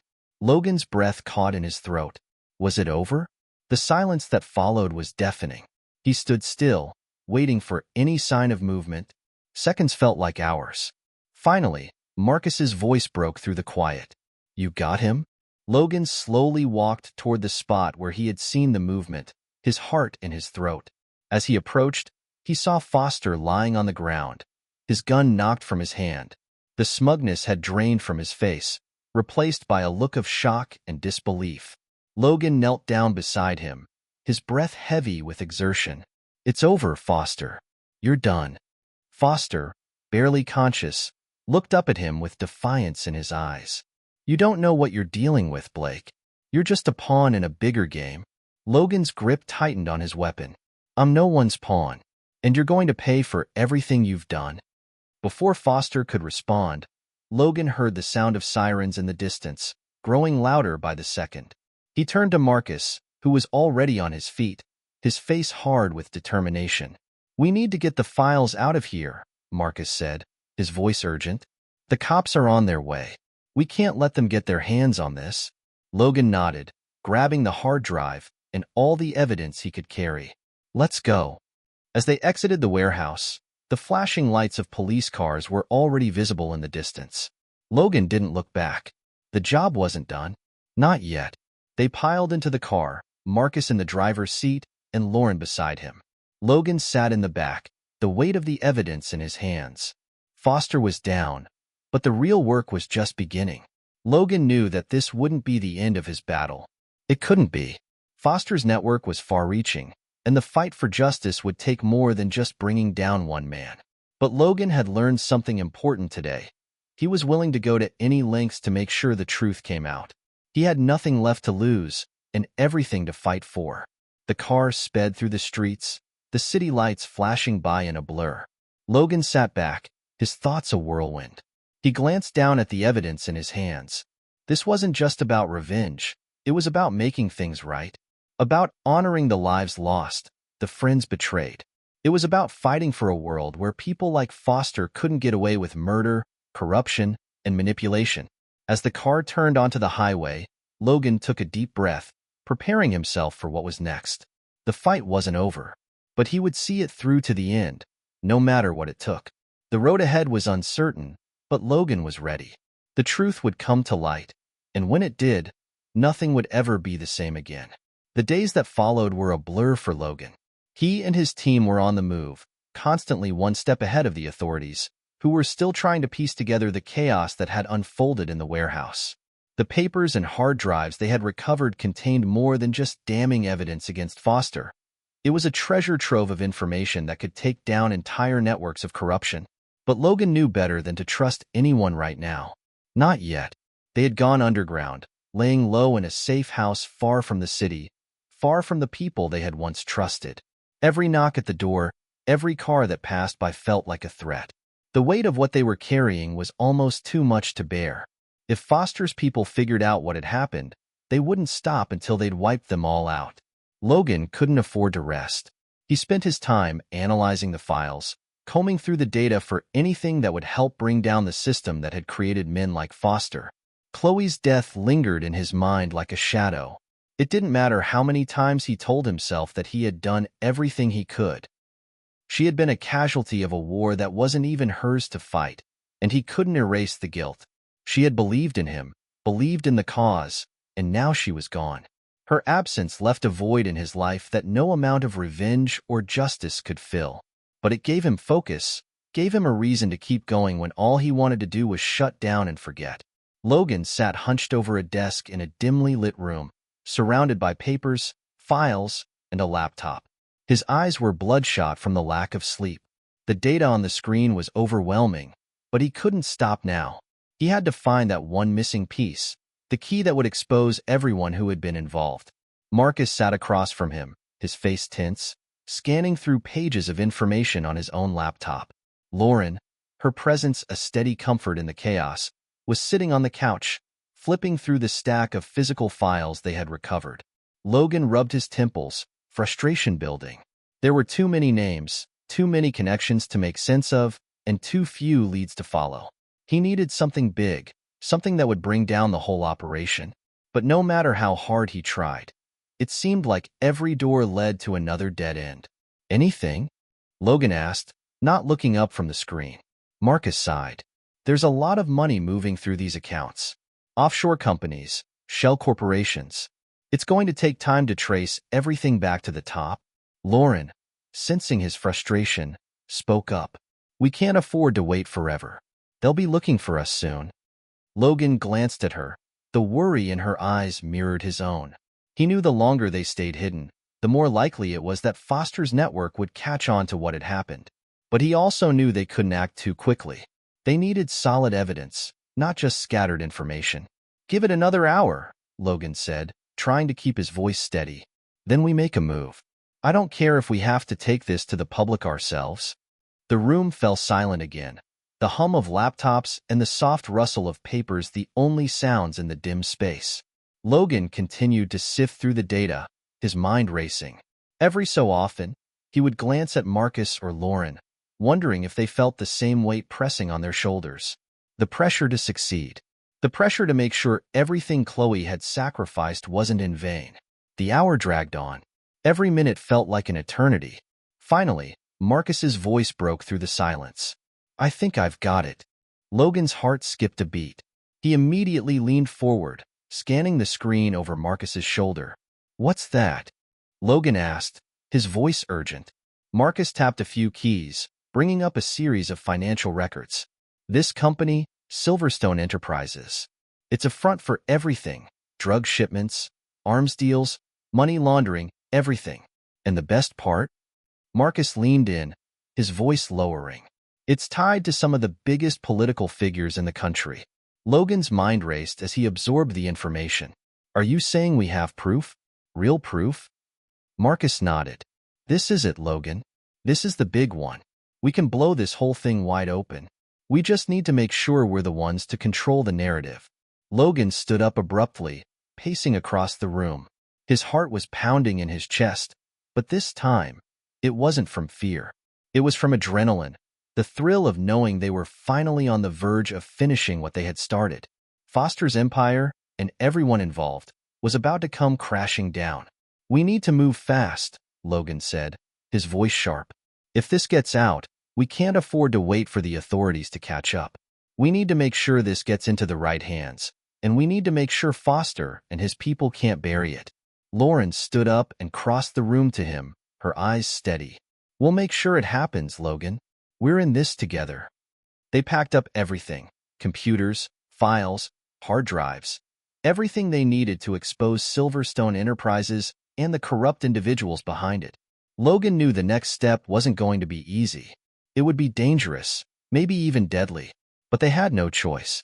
The truth had to come out, no matter the cost. They had the evidence now. They had the power to change everything. And with that power came a responsibility that Logan couldn't ignore. He had come so far. The hardest part was over. The fight wasn't about survival anymore. It was about justice. They made their way to the car, everything ready. As Marcus started the engine, Logan looked back at the safe house one last time. They weren't just running anymore. They were fighting for something bigger, for everyone who had been crushed under the weight of corruption and deceit. As the car sped down the darkened road, Logan looked out the window, feeling the weight of the world on his shoulders. But he wasn't alone, and that made all the difference. The final battle was approaching, and Logan was ready to face it head-on. For the first time in a long while, he felt like he had a purpose beyond vengeance. The city lights blurred as the car sped through the darkened streets, the world outside passing by in a rush of fleeting images. Logan sat in the back, his eyes fixed on the horizon, his mind still racing from the revelation of Silverstone Enterprises and the vast network it entangled. This wasn't just about Foster anymore. It was about the power structures that supported him, the corruption that ran deep in every level of society. The car came to a stop in front of an old, nondescript building. The place had seen better days, its windows coated with grime, its walls chipped and weathered. Logan knew it well, a local newspaper office, one of the few that still had the integrity to report the truth, no matter the consequences. It was here that he and his team would plant the evidence, make the public aware, and finally dismantle the empire built on lies. "Here we are," Marcus said, breaking the silence. His voice was calm, but Logan could hear the tension underlying his words. This was the moment they had been working toward, but even with all the preparation, no one could predict how it would unfold. Logan's hand gripped the bag containing the hard drives and documents. The weight of it felt different now, like the burden of history. The world was about to change, and there was no turning back. Inside the building, Logan was greeted by an old friend, Sarah, the editor-in-chief. Her face was lined with years of hard work and dedication, but there was still a fire in her eyes, a fire Logan admired. She had always been one of the few journalists willing to risk everything for the truth, even when it meant fighting against the tide of corruption. "You made it," Sarah said, her tone both relieved and cautious. "I was beginning to think you were ghosting me." "We almost did," Logan replied, offering a tight smile. "But we've got what we need now. This is bigger than we expected." Sarah motioned for them to follow her down a narrow hallway, the walls adorned with faded headlines of the past. The office was small, cluttered with papers and files, but the air was thick with purpose. Sarah's team was already at work, sorting through evidence and prepping for the story that would shake the country to its core. As they sat down, Logan handed Sarah the hard drive. "This is everything. The network, the money, the politicians involved. It's all in there." She took the drive, her fingers brushing against it with the kind of reverence reserved for a key to the truth. "You're sure this is bulletproof?" Logan nodded. "It's all there. Foster's people won't be able to bury this." Sarah didn't respond immediately. Instead, she turned to her team, giving orders to prepare for the release. She knew the stakes were high, perhaps higher than anything they had ever dealt with. But she had no doubts. They were doing the right thing.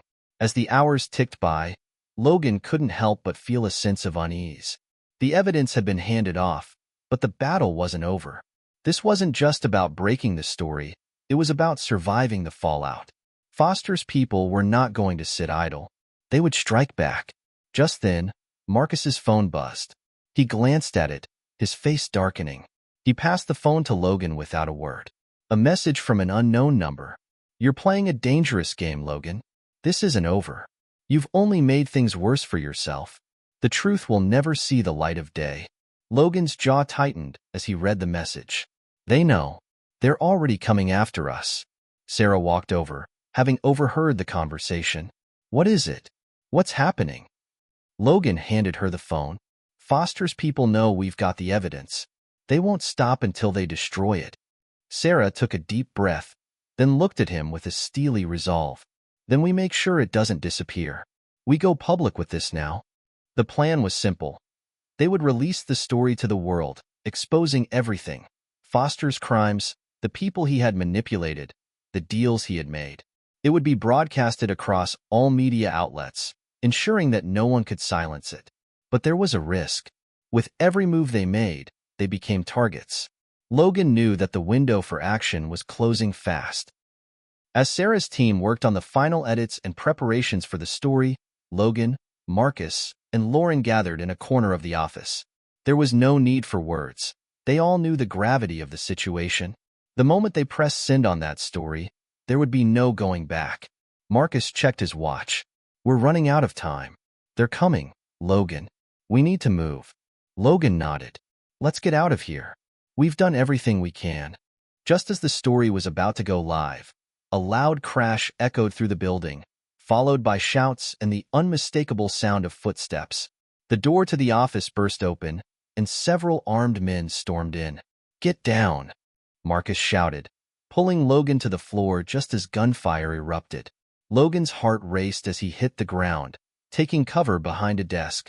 His hand instinctively reached for his weapon, but he knew there was no time. This was it, their final stand. They had exposed the truth, and now they had to survive long enough for it to be heard. Sarah's voice echoed through the chaos. "We've got it live. It's already out there." Logan's eyes locked with hers. There was no turning back now. They had done it. The world would know the truth. But whether they would make it out alive was another story. The gunfire was relentless, but Logan and his team held their ground, fighting back with everything they had. Marcus moved swiftly, taking out one of the attackers, while Lauren provided cover. Logan's mind was clear, focused. He wasn't going to let this be the end. Not after everything they had sacrificed. Another round of gunfire rang out, but this time, the police sirens were growing louder. The attackers paused, their focus shifting. They knew the authorities were closing in. Logan didn't wait. He grabbed Sarah's arm, pulling her toward the back exit. "Let's go. We need to move now." As they made their way through the alley behind the building, Logan couldn't help but feel a sense of triumph. The evidence was out there. The world knew. Foster's empire was crumbling. As the team piled into the car, Logan glanced at the building one last time, then turned his attention to the road ahead. They had won the battle, but the war was far from over. Foster would have his allies, and they would stop at nothing to cover their tracks. But Logan didn't care. For the first time in a long time, he felt like he was on the right side of history. The truth had been exposed, and no one could ever erase it. The fight for justice had only just begun. They had ignited the spark that could change everything, but the hardest part was yet to come. The car sped through the streets, the engine roaring beneath them as Logan glanced over his shoulder. They were being followed, he could tell. Every turn, every intersection, the same black SUV had been tailing them for miles. It wasn't just a coincidence. Foster's people were closing in. Logan's grip tightened around his phone, his thoughts racing. The story was live. It had already begun circulating across major news outlets, and the response was overwhelming. But with the information out in the open, it was only a matter of time before the real battle began. Foster wasn't the only one they had to worry about now. The people in power who had helped him, those who'd been complicit in his empire, would do whatever it took to protect themselves. "Do you think they've caught on to us?" Lauren's voice pulled Logan from his thoughts. Her eyes were focused on the rearview mirror, the tension in her face matching his own. "I don't think it's a question of if they know. It's how fast they're going to come after us." Logan replied grimly. We need to keep moving. They'll try to cut us off soon. Marcus, who had been silent until now, spoke up from the passenger seat. We need to get to the safe house. It's our best shot, but we're running out of time. Logan didn't answer immediately. His mind was calculating, his instincts taking over. He knew the best way to survive, always be one step ahead. But this time, the stakes were higher. They weren't just fighting for their lives anymore. They were fighting to expose a system of corruption that went all the way to the top. The black SUV behind them made a sharp turn, staying close, and Logan's suspicion turned to certainty. They're getting bolder, Logan muttered. Let's shake them. Logan instructed Marcus to take a series of sudden turns, zigzagging through side streets and alleyways. His heart raced with each move, knowing that it was a game of cat and mouse. Every second counted, but they couldn't afford to stop now, not when the truth had finally been set free. The SUV stayed on their tail, refusing to back off. This isn't working, Lauren said, her voice filled with frustration. We can't keep running forever. Logan nodded, knowing she was right. Their only hope now was to confront the threat head-on. He had to make sure they weren't cornered. They needed an edge. Take the next right, and then head toward the industrial district, Logan ordered. It's a maze down there. We'll use the buildings for cover. The streets grew darker and more desolate as they entered the industrial area. Factories and warehouses lined the roads, their empty windows like hollow eyes staring into the night. Logan's plan was simple. Lose the tail in the labyrinth of buildings, then find a place to regroup. Now, Logan snapped as Marcus made a sharp turn into a narrow alley, the car scraping along the rough pavement. The SUV hesitated at the entrance, giving them a brief moment of hope. But Logan's relief was short-lived. The SUV was still coming, its headlights cutting through the darkness. This is it, Logan said, leaning forward. We make our stand here. Marcus brought the car to a screeching halt beside a rusted metal fence. They quickly got out, grabbing what little they could from the trunk, including weapons and their emergency gear.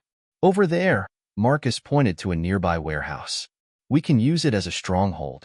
Get in, secure it, and hold them off until we figure out our next move. Logan nodded. They couldn't afford to waste time. Lauren, you take the front. Marcus, we'll go around back. They moved quickly, covering the distance between them and the warehouse in a matter of seconds.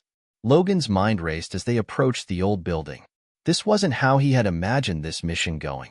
They were supposed to be exposing corruption, not fighting for their lives in an abandoned industrial complex. As they reached the back of the warehouse, Logan heard the faint sound of footsteps behind them. He turned to find Marcus just a few paces away, his face tight with concern. They're close, Marcus said. Logan glanced around. There were no good hiding spots.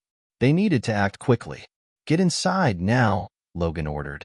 The door to the warehouse creaked as they pushed it open. The interior was dark, save for the faint light filtering through broken windows. Logan's senses were on high alert as they moved deeper into the building. Every creak of the floor, every shadow cast on the walls made him jump. They found a place to hold up near the back of the warehouse, the walls lined with crates and old machinery. Logan peered around the corner, waiting for the sound of approaching footsteps. Stay quiet, Logan whispered, his voice barely audible. They'll be here soon. The tension was unbearable as they waited. Each minute felt like an eternity, and Logan could feel his pulse thundering in his chest. They had to get out of there, but the moment they moved, they'd be exposed. Suddenly, a loud crash shattered the silence. The front door of the warehouse slammed open, and the unmistakable sound of boots echoed across the concrete floor. Logan's heart skipped a beat. The hunters had found their prey. The attackers moved swiftly, their movements practiced and methodical. Logan motioned for Marcus and Lauren to stay low as he prepared to make his move. He'd been in tight situations before, but this was different. The information they held was too dangerous for them to let anyone take it back. As the attackers approached, Logan made a split-second decision. He wouldn't wait to be trapped. Move, he shouted. The sound of gunfire filled the air as Logan, Marcus, and Lauren opened fire, taking down the first two attackers before they even had a chance to react. But more were coming. Logan didn't hesitate. He sprinted across the open floor, firing as he moved. Every step was a risk, but the adrenaline coursing through his veins gave him the edge. He reached cover behind a stack of crates and took a breath, scanning the room for more threats. Marcus and Lauren were with him, their faces determined, but they could feel the pressure mounting. Every moment counted. They couldn't afford to make a mistake. Logan's eyes flicked to the door again. Foster's people were relentless, and they were determined to take back what they had stolen. But Logan wasn't about to give in. He would fight until the very end. As the gunfire continued, Logan realized something that sent a chill down his spine. The attackers weren't just aiming for them. They were aiming for the hard drives. They knew exactly what they were after. "They're trying to destroy the evidence," Logan muttered. "We can't let that happen." With the evidence in jeopardy and danger closing in, Logan had one choice: protect the truth at all costs, no matter the consequences. The sounds of gunfire echoed in the massive warehouse, ricocheting off the rusted metal walls. Logan's heart raced as he ducked behind a stack of crates, the weight of their situation settling in. Foster's men were not just out for them. They were out to obliterate everything. The hard drives, the documents, the truth. All of it. Logan could feel the sweat beading on his forehead, his grip tightening around the weapon in his hand. The chaos around him was a blur. Shouting, gunshots, the heavy thud of boots on the concrete floor. But his focus was laser-sharp, narrowed on one thing: survival. And protecting the evidence. "Marcus, Lauren, you good?" Logan's voice was low, almost a whisper, as he checked on his team. "Still standing," Marcus replied, his voice tight with controlled panic. "But they're closing in. We need a way out of here." Logan's mind raced. The longer they stayed in the open, the higher the risk of being overwhelmed. But every escape route was compromised. The back door? Locked from the outside. The windows? Too high, too exposed. They were trapped. "Keep your heads down," Logan ordered, motioning to the others. "I'll make a distraction. When I give the signal, move to the back of the warehouse. There's an old maintenance tunnel we can use." Lauren nodded. She trusted Logan. There wasn't time for doubt. But even as she glanced over at Marcus, she could see the same grim determination in his eyes. They knew the stakes. This wasn't just about getting out alive. This was about ensuring that the world would hear the truth, no matter what happened to them. Logan took a deep breath, his fingers brushing against the cool metal of his weapon. He would need to be fast, decisive. If they had any chance of making it out of this alive, it would depend on their ability to outsmart Foster's men. As he prepared to move, Logan spotted one of the attackers rounding the corner, an opportunity. Without hesitation, he stood up, drawing the fire away from his team. The moment the gunfire started in his direction, Logan darted across the floor, weaving between crates and machinery to avoid the incoming shots. The attackers reacted quickly, their eyes locking onto him, but Logan was already moving. He needed to give his team time. "Move now," Logan shouted, his voice booming through the chaos. Lauren and Marcus wasted no time. They sprinted across the warehouse, their hearts pounding in their chests. The sounds of gunfire were deafening, but they kept their focus. They had to trust Logan, and trust that he would get them out. They reached the far side of the warehouse, ducking behind a set of old storage units as Logan continued to fire, drawing attention away from them. Marcus reached into his bag, pulling out a small, makeshift map of the facility. "The tunnel's just through that door," he said, pointing. Logan kept firing, the gunshots reverberating in his ears as he ran low across the floor, zigzagging to stay unpredictable. The attackers were relentless, their aim deadly, but Logan was faster. He could hear the faintest sound of Lauren and Marcus moving behind him. They were almost there. Then, just as he reached the last row of crates, he felt a sharp pain in his side. A bullet had grazed him, and the impact sent a wave of dizziness crashing over him.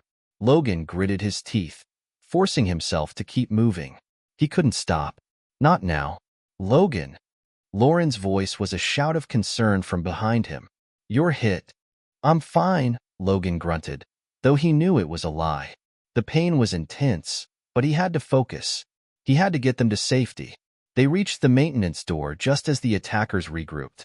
Marcus kicked it open, revealing a dark, narrow tunnel that led to the underground parking garage. The cool, musty air hit them like a wave as they rushed inside. "Go!" Logan urged, pushing Marcus and Lauren ahead of him.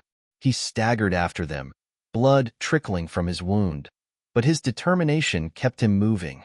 The tunnel was their only chance. They moved quickly through the narrow passage, the sound of their footsteps echoing off the damp concrete walls.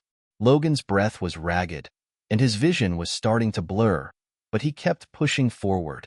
The tunnel seemed endless, but it was the only thing standing between them and the men hunting them. After what felt like an eternity, they reached a steel door. Marcus quickly checked the lock. "We're in luck," he muttered, using a tool to bypass it. The door clicked open, and they slipped into the garage. The garage was empty, but the sound of sirens in the distance told Logan they didn't have long before the authorities, or worse, Foster's people, arrived. The car they had arranged for was parked a few rows down, the engine idling and ready for them to flee. "Let's go," Logan said through gritted teeth, urging them to move faster. Just as they reached the car, the unmistakable sound of footsteps approached from behind. Logan spun around, gun raised, but it wasn't another attacker. It was a group of local police officers, their hands on their weapons, their faces wary. "Hold it right there," one of the officers shouted. Logan's heart skipped a beat.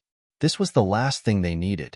The police had been compromised by Foster's people, and if they tried to make a move now, it would be a massacre. But then, something unexpected happened. One of the officers, a woman in her late 30s with short black hair, stepped forward, her eyes locking with Logan's. She was shaking her head, subtly, just enough for him to notice.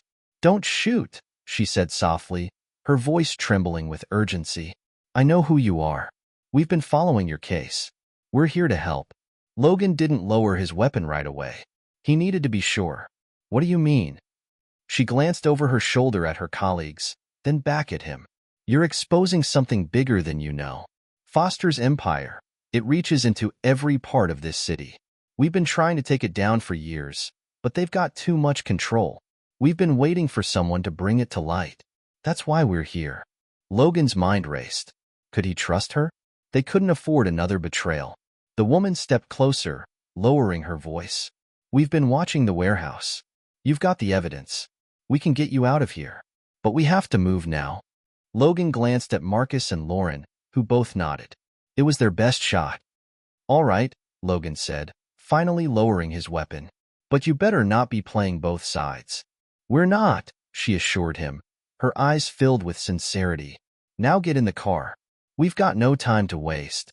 As they drove away from the garage, the sirens grew louder, but the woman's team provided them with a safe path out of the city. For the first time in days, Logan allowed himself a breath of relief. The battle was far from over, but for now, they had survived. The road ahead was uncertain, but Logan knew one thing for sure. The fight for justice had only just begun. The car sped through the dark streets, the faint hum of its engine barely audible over the chaotic sounds of the city. Logan kept his eyes fixed on the rearview mirror, watching for any sign of pursuit. The adrenaline that had fueled him in the warehouse was now beginning to wear off, and his body felt the toll of the past 24 hours. His side throbbed with pain, and the blood from his wound had begun to soak through his shirt. Lauren was sitting beside him, her eyes darting nervously between the road and Logan. Marcus sat in the back, his face grim, his mind clearly focused on the road ahead. But it wasn't the streets they had to worry about. It was the people who controlled them. The woman police officer, her name was Sarah, was still in the front passenger seat, her expression tense. She kept glancing over her shoulder at them, as though checking to make sure they were all still intact. "You're sure we're safe?" Logan finally broke the silence, his voice rough.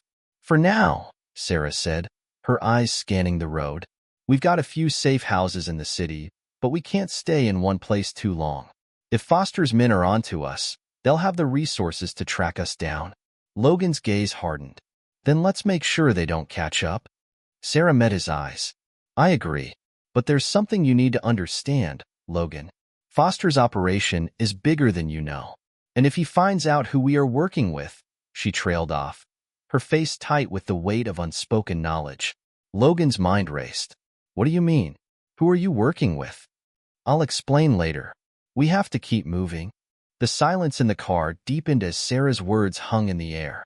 Logan glanced out the window, watching the familiar streets of the city blur past them. But nothing felt familiar anymore. It was like the ground beneath him was shifting, and he had no idea where it was going to take him. Lauren shifted in her seat, her eyes still locked on Logan. "What now?" she asked quietly. Her voice was laced with uncertainty, the kind that only came from someone who had been through too much and wasn't sure how to keep going. Logan looked at her, his face softening. "Now we regroup. We rest, heal, and plan our next move." He paused, his thoughts drifting to the evidence they had secured. The hard drives, the documents, everything that could bring Foster down. "We've got the truth. That's the only thing that matters right now." "But what about you?" Lauren asked, her tone more insistent now. "You're hurt, Logan. You need medical attention." "I'll be fine," he said, though his words were more for her than for himself. The truth was, he didn't know how much longer he could keep this up. He was running on fumes. But he couldn't stop. Not when they were so close to exposing everything. They arrived at a run-down building on the edge of town, its brick exterior weathered by years of neglect. Sarah parked the car in a secluded alley, and they quickly piled out, heading for a side entrance. The door creaked open, revealing a dark hallway lit only by the dim glow of a single light bulb hanging from the ceiling. The air smelled musty, like it hadn't been disturbed in years. It wasn't much, but it was safe for now. "Get some rest," Sarah ordered, motioning for them to follow her inside. "I'll make some calls. We'll figure out our next move." Logan nodded but couldn't shake the unease gnawing at him. They were only getting started, and he couldn't afford to relax, not yet. As they settled into the small, sparse room that Sarah had assigned to them, Logan collapsed onto a makeshift cot. His side still ached, but the exhaustion pulling at him was more powerful. He closed his eyes for a moment, letting his body surrender to sleep, but the images of the past few days kept flashing in his mind. The warehouse, the fight, the betrayal, Foster, the faces of the people he had lost. And then, just as his eyes began to close, there was a knock on the door. Logan sat up with a start, his instincts kicking in. "Who is it?" "Sarah," came the muffled voice from the other side. "You need to see this." Logan exchanged a look with Lauren, who had been pacing the room. She nodded, and they both moved toward the door. Marcus was already up, his hand resting on the gun at his hip. When they entered the next room, Sarah was standing by a desk, her phone in her hand. Her face was pale, and her eyes were wide with disbelief. "What's going on?" Logan asked, his voice hoarse. Sarah didn't answer immediately. She handed him the phone, and Logan took it, his fingers trembling slightly. On the screen was a news report. The headline flashed in bold letters: "Former veteran whistleblower dead in apparent suicide. Evidence destroyed." Logan's stomach dropped. He stared at the screen, disbelief clouding his thoughts. "No," he muttered, shaking his head. "This can't be right." "It's a setup," Sarah said quietly, her voice tight with anger. "They're framing you, Logan. They're trying to bury everything you know." Logan's pulse spiked as a cold wave of fury washed over him. Foster's men had been planning this. They were using their influence to discredit him, to make it look like he was the one in the wrong. It was the perfect plan. Logan's hand clenched into a fist, his knuckles white. "We need to expose this. Now." Sarah nodded. "We will. But you need to be careful. If they think you're dead, they'll drop their guard. It's the perfect time to make our move." Logan stared at the screen one more time, the weight of everything pressing down on him. He had to move quickly. Foster wasn't just trying to silence him. He was trying to erase the truth. And Logan wasn't about to let that happen.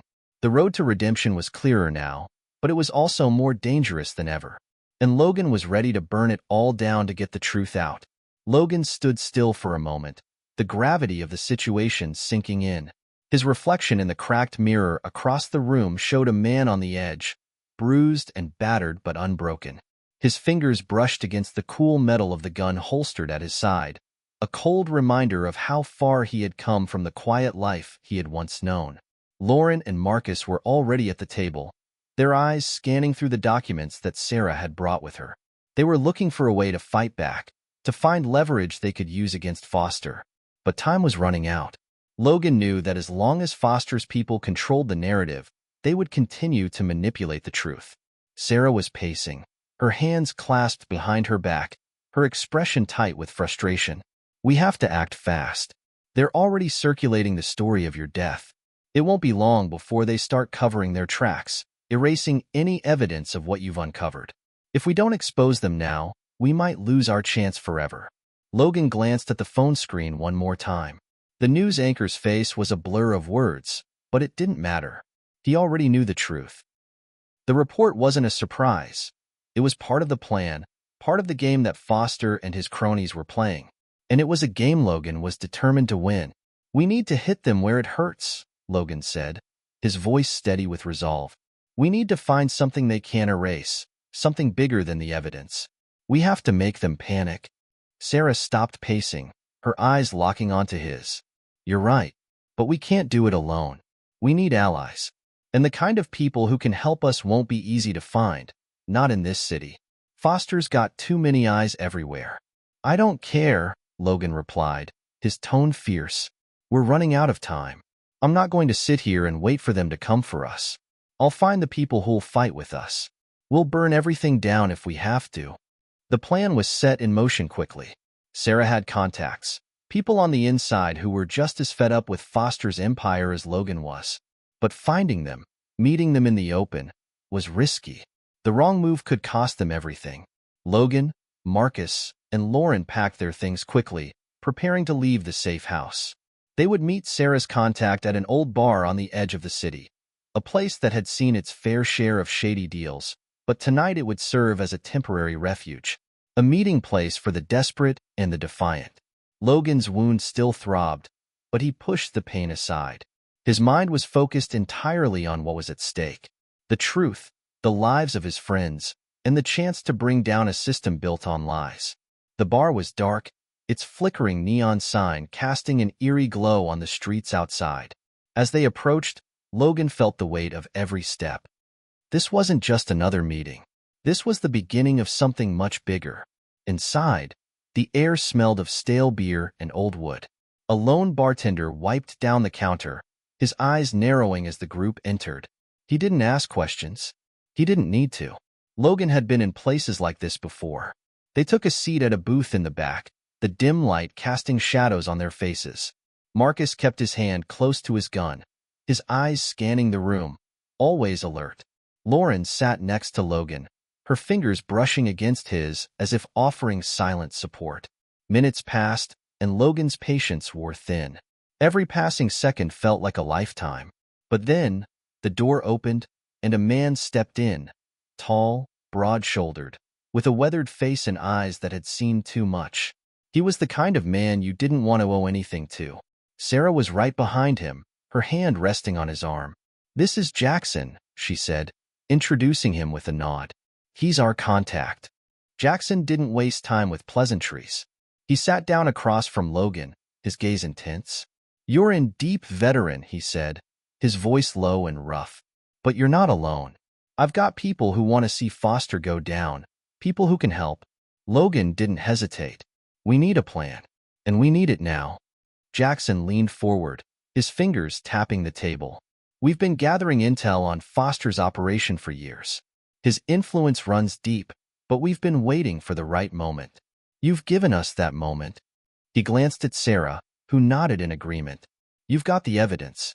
That's the key. But we need to expose it, quickly and in a way that will get people talking. We've got the media, the networks, but we need to control the message." Marcus raised an eyebrow. "How do we do that?" "We go public," Jackson said flatly, "but not in the way they're expecting. We leak a part of the evidence, just enough to spark outrage, to get the story trending. Then we use that momentum to drive them into a corner. The people will demand answers. And once we have the world watching, we take down the whole operation." Logan absorbed the plan, weighing the risks. It was bold. It was dangerous. But it was their best shot. "When do we move?" Jackson leaned back in his chair. "We move tomorrow. The sooner, the better." We'll need to make contact with the right journalists, people who can get the story to the right outlets. I've got a few connections who owe me favors. Lauren looked at Logan, her eyes filled with concern. And if it goes wrong? Logan's gaze hardened. Then we make sure it doesn't. We don't have a choice. The rest of the night was spent going over the details, mapping out contacts, gathering the final pieces of evidence, and preparing for the inevitable fallout. As the hours dragged on, Logan felt a sense of purpose growing inside him. The chaos, the danger, it was all part of the plan. The stakes were higher than ever, but he was ready. They were all ready. As the sun began to rise, casting a dim light over the city, Logan stood at the window, watching the world wake up. It felt like the calm before the storm. But Logan had been in storms before, and he knew how to fight back. The game had changed, and now it was time to make the first move. Tomorrow, they would bring the fight to Foster. But first, Logan had to prepare for the storm that would come with it. The day dawned cold and gray, as though the city itself could sense the tension in the air. Logan stood by the window, his eyes fixed on the streets below.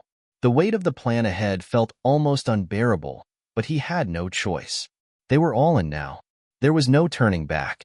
The group gathered in the small, dimly lit room at the back of the bar, their faces illuminated by the flickering light of a single bulb overhead. Sarah and Jackson had made the necessary contacts, and the wheels were in motion. Now it was up to them to execute the plan and hope that their enemies didn't anticipate their every move. "We've got one shot at this," Jackson said, his voice low and steady. "We make the leak public, and then we move fast. If we hesitate, we'll lose everything." Logan nodded, his jaw clenched. "I'm ready. What's the first step?" Sarah pulled out her phone, swiping across the screen to bring up a series of encrypted messages. "We send a carefully curated piece of the evidence to the right journalist, someone who can break the story wide open. I've got a contact at the Times. She's been on our side for a while, but we need to make sure she doesn't blow the story too early. It's a delicate balance." Lauren, who had been silently absorbing the conversation, spoke up. "And after we leak the story? We take the heat off ourselves," Jackson said. "We've got to stay out of sight while the media runs with it. The moment the public knows, Foster will be on high alert, but if we move fast enough, we can use that to our advantage. They'll be too focused on the fallout to track us." Marcus, ever the pragmatist, crossed his arms. "We'll need a safe house. The last one won't work if Foster's men are looking for us." "We have backup," Sarah assured him. "I've arranged for a location that's even more secure. Once we make the leak, we go to ground. We stay off the grid." Logan didn't have to think twice. "Let's move." The first step of the plan was deceptively simple. Sarah, Jackson, and Logan spent the next few hours making sure everything was in place. The evidence, carefully chosen to cause maximum impact, was sent in a secure message to the contact at the Times. The journalist was on board, but she would need time to verify the information and craft her story. Logan's nerves were frayed as they waited for the response. Each minute felt like an hour. They couldn't afford any mistakes. If this went wrong, they would all be exposed. Finally, around midday, Logan's phone buzzed. It was a message from Sarah. "It's done.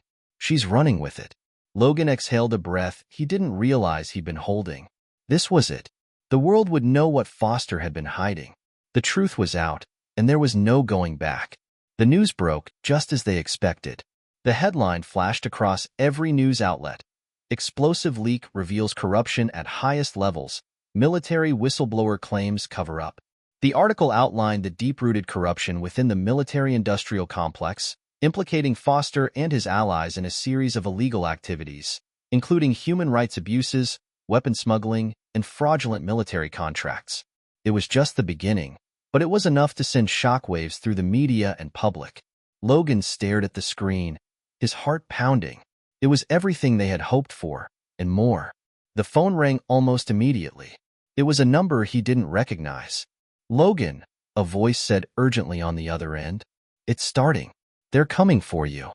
Logan's blood ran cold. He didn't need to ask who they were. "They know," the voice continued. "The leak's been traced back to your location.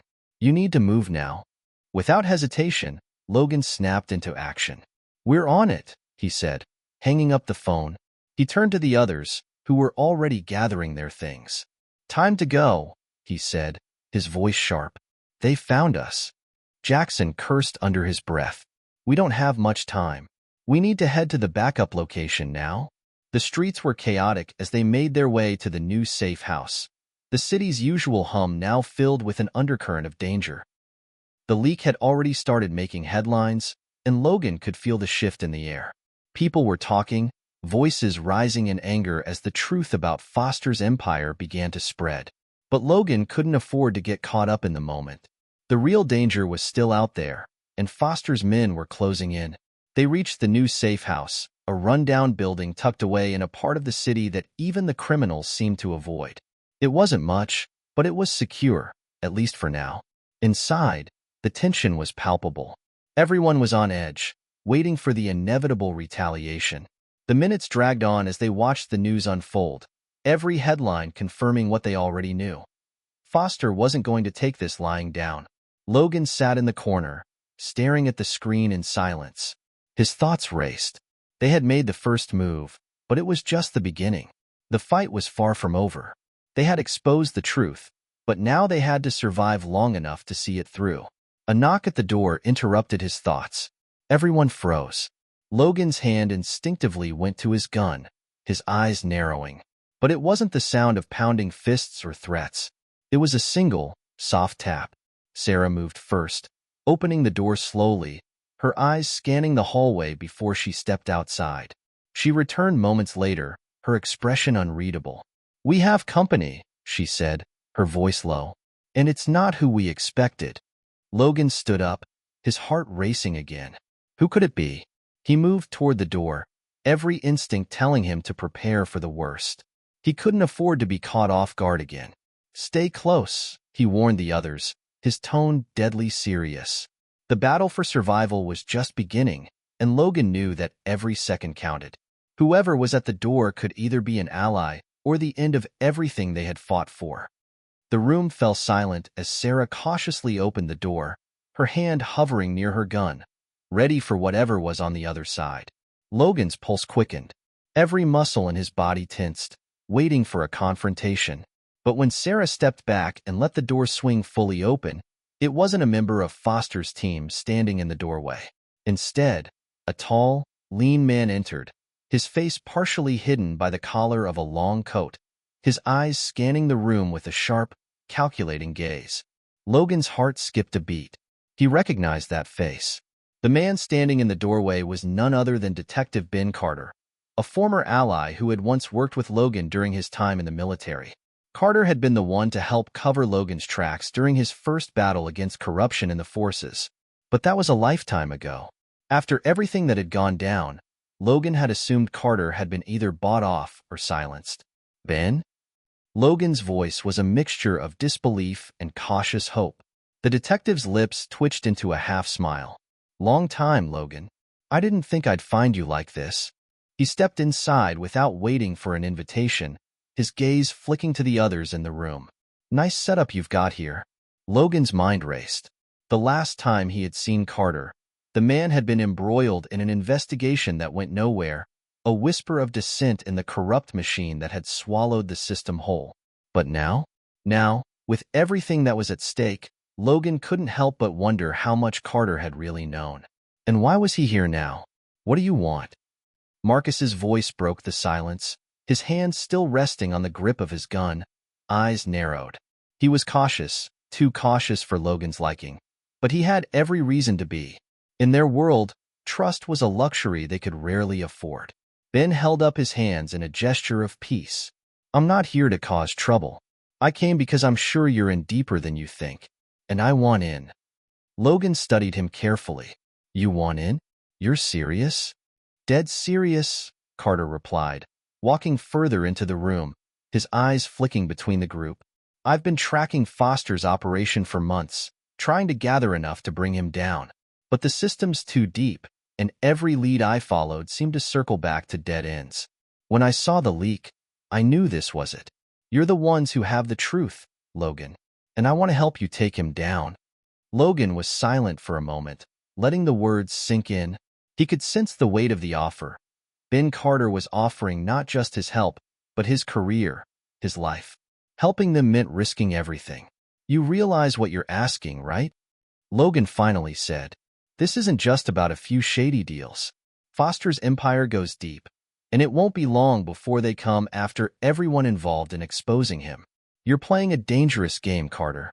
You could lose everything. Ben nodded, his expression unreadable. I've already lost everything. My career, my credibility, my connections. Nothing is worth holding on to if it means I keep turning a blind eye to what's really going on. I've seen too much. Sarah stepped forward, her gaze fixed on the detective. If you're in, you need to know one thing. There's no going back. We'll be hunted. If we fail, we all die. Ben met her stare, his jaw tightening. I'm not afraid to fight. I've been fighting this battle on my own for too long, but I can't do it alone anymore. And neither can you. Logan took a deep breath, looking over his team. There was a moment of silence before he finally nodded, making the decision. All right, you're in. But don't think for a second that you get to back out if things get too hot. You stick with us until the end, or we walk away. Ben gave a sharp nod. Understood. The next few hours were a blur of preparation. Ben provided crucial intel that helped piece together the final steps of the operation. He had a network of underground informants, some of whom had provided him with details about Foster's movements and his plans to consolidate power in the coming days. But what they needed now wasn't just information, it was leverage. Logan knew they had to hit Foster where it hurt the most. The leak was the first step, but now they needed to take down the infrastructure, the key players who kept the empire running. And for that, they needed something that would cripple Foster's operations for good. We need access to the main server, Logan said as he paced the room, his mind working in overdrive. The one that houses all the intel. We can't just keep leaking documents. We need everything on him, every name, every transaction, every secret. We get that, we win. With a quick movement, she opened the door, and the team slipped inside. The air was damp and cool, and the low hum of machines filled the space. They moved swiftly, knowing that time was running out. The facility was massive, with corridors stretching out in every direction. The deeper they went, the more it felt like they were stepping into the belly of the beast. After what felt like an eternity, they reached the server room. The walls were lined with rows upon rows of powerful machines, each one humming with life, holding the key to the information they needed. Leah was already at the console, her fingers dancing across the keys as she worked to connect to the mainframe. Logan watched her, his nerves fraying with each passing second. He knew that once they were inside, the clock would be ticking. Every moment they spent in the facility brought them closer to being discovered. The silence was broken only by the rhythmic clicking of Leah's keyboard. Almost there, Leah muttered, her brow furrowed in concentration. Logan's hand instinctively rested on the gun at his hip. Every sound seemed amplified in the stillness. Every echo of footsteps in the hallway, every creak of metal. It felt like the world was holding its breath. Finally, Leah let out a soft exhale. We're in. I've got access to everything. Logan's heart skipped a beat. This is it. They had the data. The truth was within their grasp. But just as Logan began to relax, the lights in the room flickered. The faint sound of an alarm began to hum in the distance. Shit, Marcus hissed, his eyes darting around the room. Get the data. Now, Logan snapped. We need to move fast. Leah's fingers flew over the keyboard, downloading files at a rapid pace. I'm pulling everything. It'll take a minute. We don't have a minute, Sarah said, her voice urgent. We need to go. Now. Just as Leah finished downloading the critical files, the sound of heavy boots echoed down the hall. Foster's security forces were closing in. Logan motioned to the team. Move out now. They made their way toward the exit, Leah clutching the hard drive with the stolen data in her hand. The tension was suffocating as they sprinted through the maze-like corridors. Every second felt like an eternity. They reached the maintenance door, but just as they were about to exit, the door swung open. 3 heavily armed guards stood in the doorway, weapons raised. Logan's pulse spiked. The group was trapped. Stay calm, Logan whispered, his voice steady despite the adrenaline coursing through his veins. We take them out, quick and clean. Marcus and Jackson immediately moved into position, while Sarah and Logan stayed behind, ready to cover their backs. Leah stood frozen, the hard drive clenched tightly in her hands, her face pale. What do we do? Logan didn't hesitate. We fight our way out. The gunfight that followed was chaotic and violent. Bullets whizzed by as Logan and his team took cover behind the nearest walls. The guards were skilled, but they weren't prepared for the precision of Logan's team. Within moments, 2 of the guards were down, but the third was still on his feet, aiming for Leah. Without thinking, Logan dove across the room, his gun raised. He fired twice, hitting the guard in the chest. The man crumpled to the ground, and the room fell silent once again. Logan stood, his chest heaving as he took in the carnage around them. The team was still alive, but just barely. "We need to get out of here," Sarah said, urgency in her voice. "This place will be crawling with more guards soon." Logan nodded. "Let's move." They raced through the facility, retracing their steps toward the exit. But as they neared the door, the sound of approaching footsteps grew louder. They weren't going to make it out without being caught. "We can't go back the way we came," Jackson said, his voice tense. "We'll have to fight our way out." Leah's eyes widened. "We can't. There's a tunnel system under this place. It's our only chance." "Lead the way," Logan ordered, knowing they had no other choice. Leah turned and sprinted down a side corridor, the rest of the team following closely behind. They reached a small, hidden door at the end of the hall. Leah opened it to reveal a narrow tunnel, just big enough for them to squeeze through. "Go, go," Logan urged as he pushed Leah forward. The team slipped into the tunnel, the sound of pursuit growing fainter behind them. They crawled through the dark, damp passageway, unsure of where it would lead, but knowing that it was their only hope of escaping alive. Finally, they emerged into the night air, breathless and bruised but alive. As they vanished into the shadows of the city, Logan knew this was only the beginning of the fight. Foster would come for them with everything he had, and this time, they would be ready. The streets of the city had never felt so cold. As Logan and his team trudged through the alleyways, their breaths visible in the chill night air, the weight of what they'd just done was heavy on their shoulders. They had what they came for, data that could destroy everything Foster had worked for. But they all knew that this was just the beginning. Foster would stop at nothing to reclaim that information. Logan's mind was racing. Every step they took, every shadow they passed, could be a trap. The city felt like it was closing in on them, suffocating them. It wasn't just the law they had to worry about now. It was Foster's people, his army of mercenaries, his endless resources. They had stolen from a man who wouldn't hesitate to kill to protect his empire. "We can't trust anyone," Sarah said, her voice low and tense. "Not even our own people. We're on our own now." Logan nodded. "You're right. We have to stay ahead of him, keep moving. We'll figure out our next step, but for now, we lay low." They stopped at a small, hidden safe house, a place that Logan had set up long ago for situations just like this. It wasn't much, just a tiny apartment on the outskirts of town, but it was enough to buy them some time.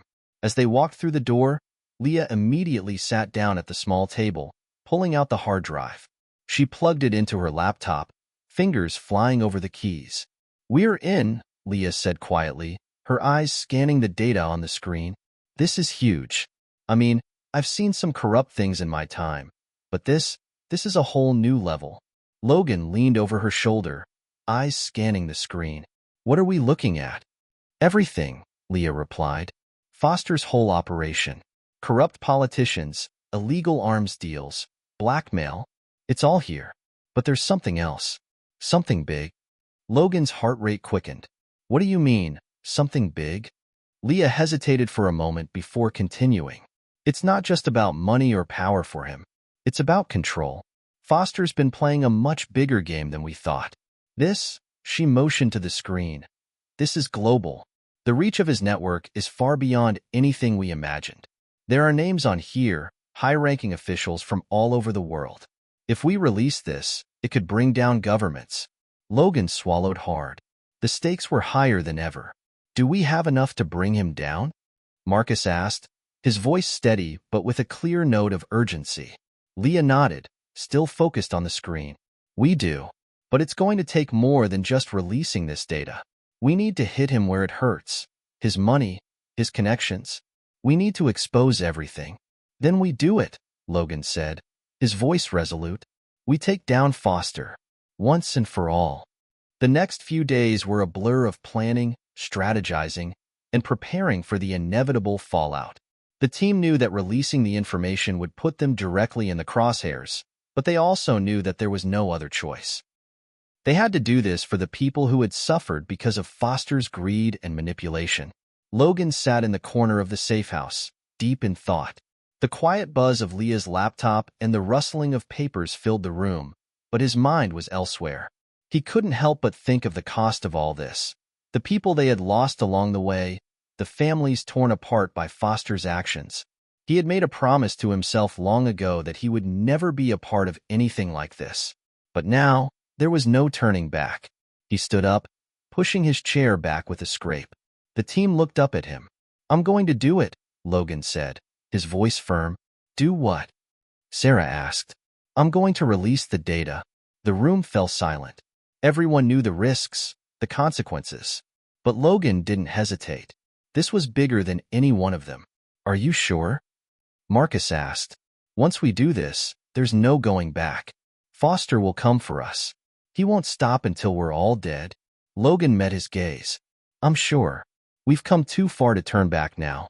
We're doing the right thing." Leah closed her laptop, her expression serious. "Then let's make it count."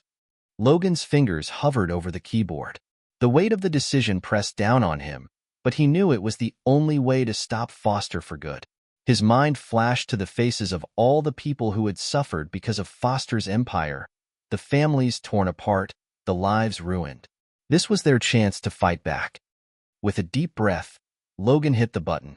The data was sent out to the public, released to the media, to governments, to anyone who would listen. The response was instantaneous. The world exploded into chaos. News outlets scrambled to cover the story. Politicians began to fall, one by one, as their connections to Foster were exposed. The military contracts, the illegal deals, the human trafficking. It was all out there for the world to see. And then, Foster made his move. Logan's phone buzzed. It was a text from an unknown number. He opened it to find a single message. "You're dead. I'll make sure of it." Logan's stomach tightened. The game was on. The team didn't wait to find out what would happen next. They knew they had to go underground, vanish from the grid. Foster's forces would be looking for them, and they didn't have the luxury of time. But Logan felt a surge of something he hadn't felt in a long time: hope. They were making a difference. The war wasn't over. Not by a long shot. But they had won this battle. They had exposed Foster for who he truly was. As they made their way out of the city, the sun began to rise, casting a warm glow over the horizon. The journey ahead was uncertain, filled with danger and threats. But for the first time in a long time, Logan felt that they had a chance. A real chance to bring justice, to fight for something bigger than themselves. The fight for freedom had just begun. But as Logan watched the sun rise over the city, he knew one thing for certain. This time, they weren't going down without a fight.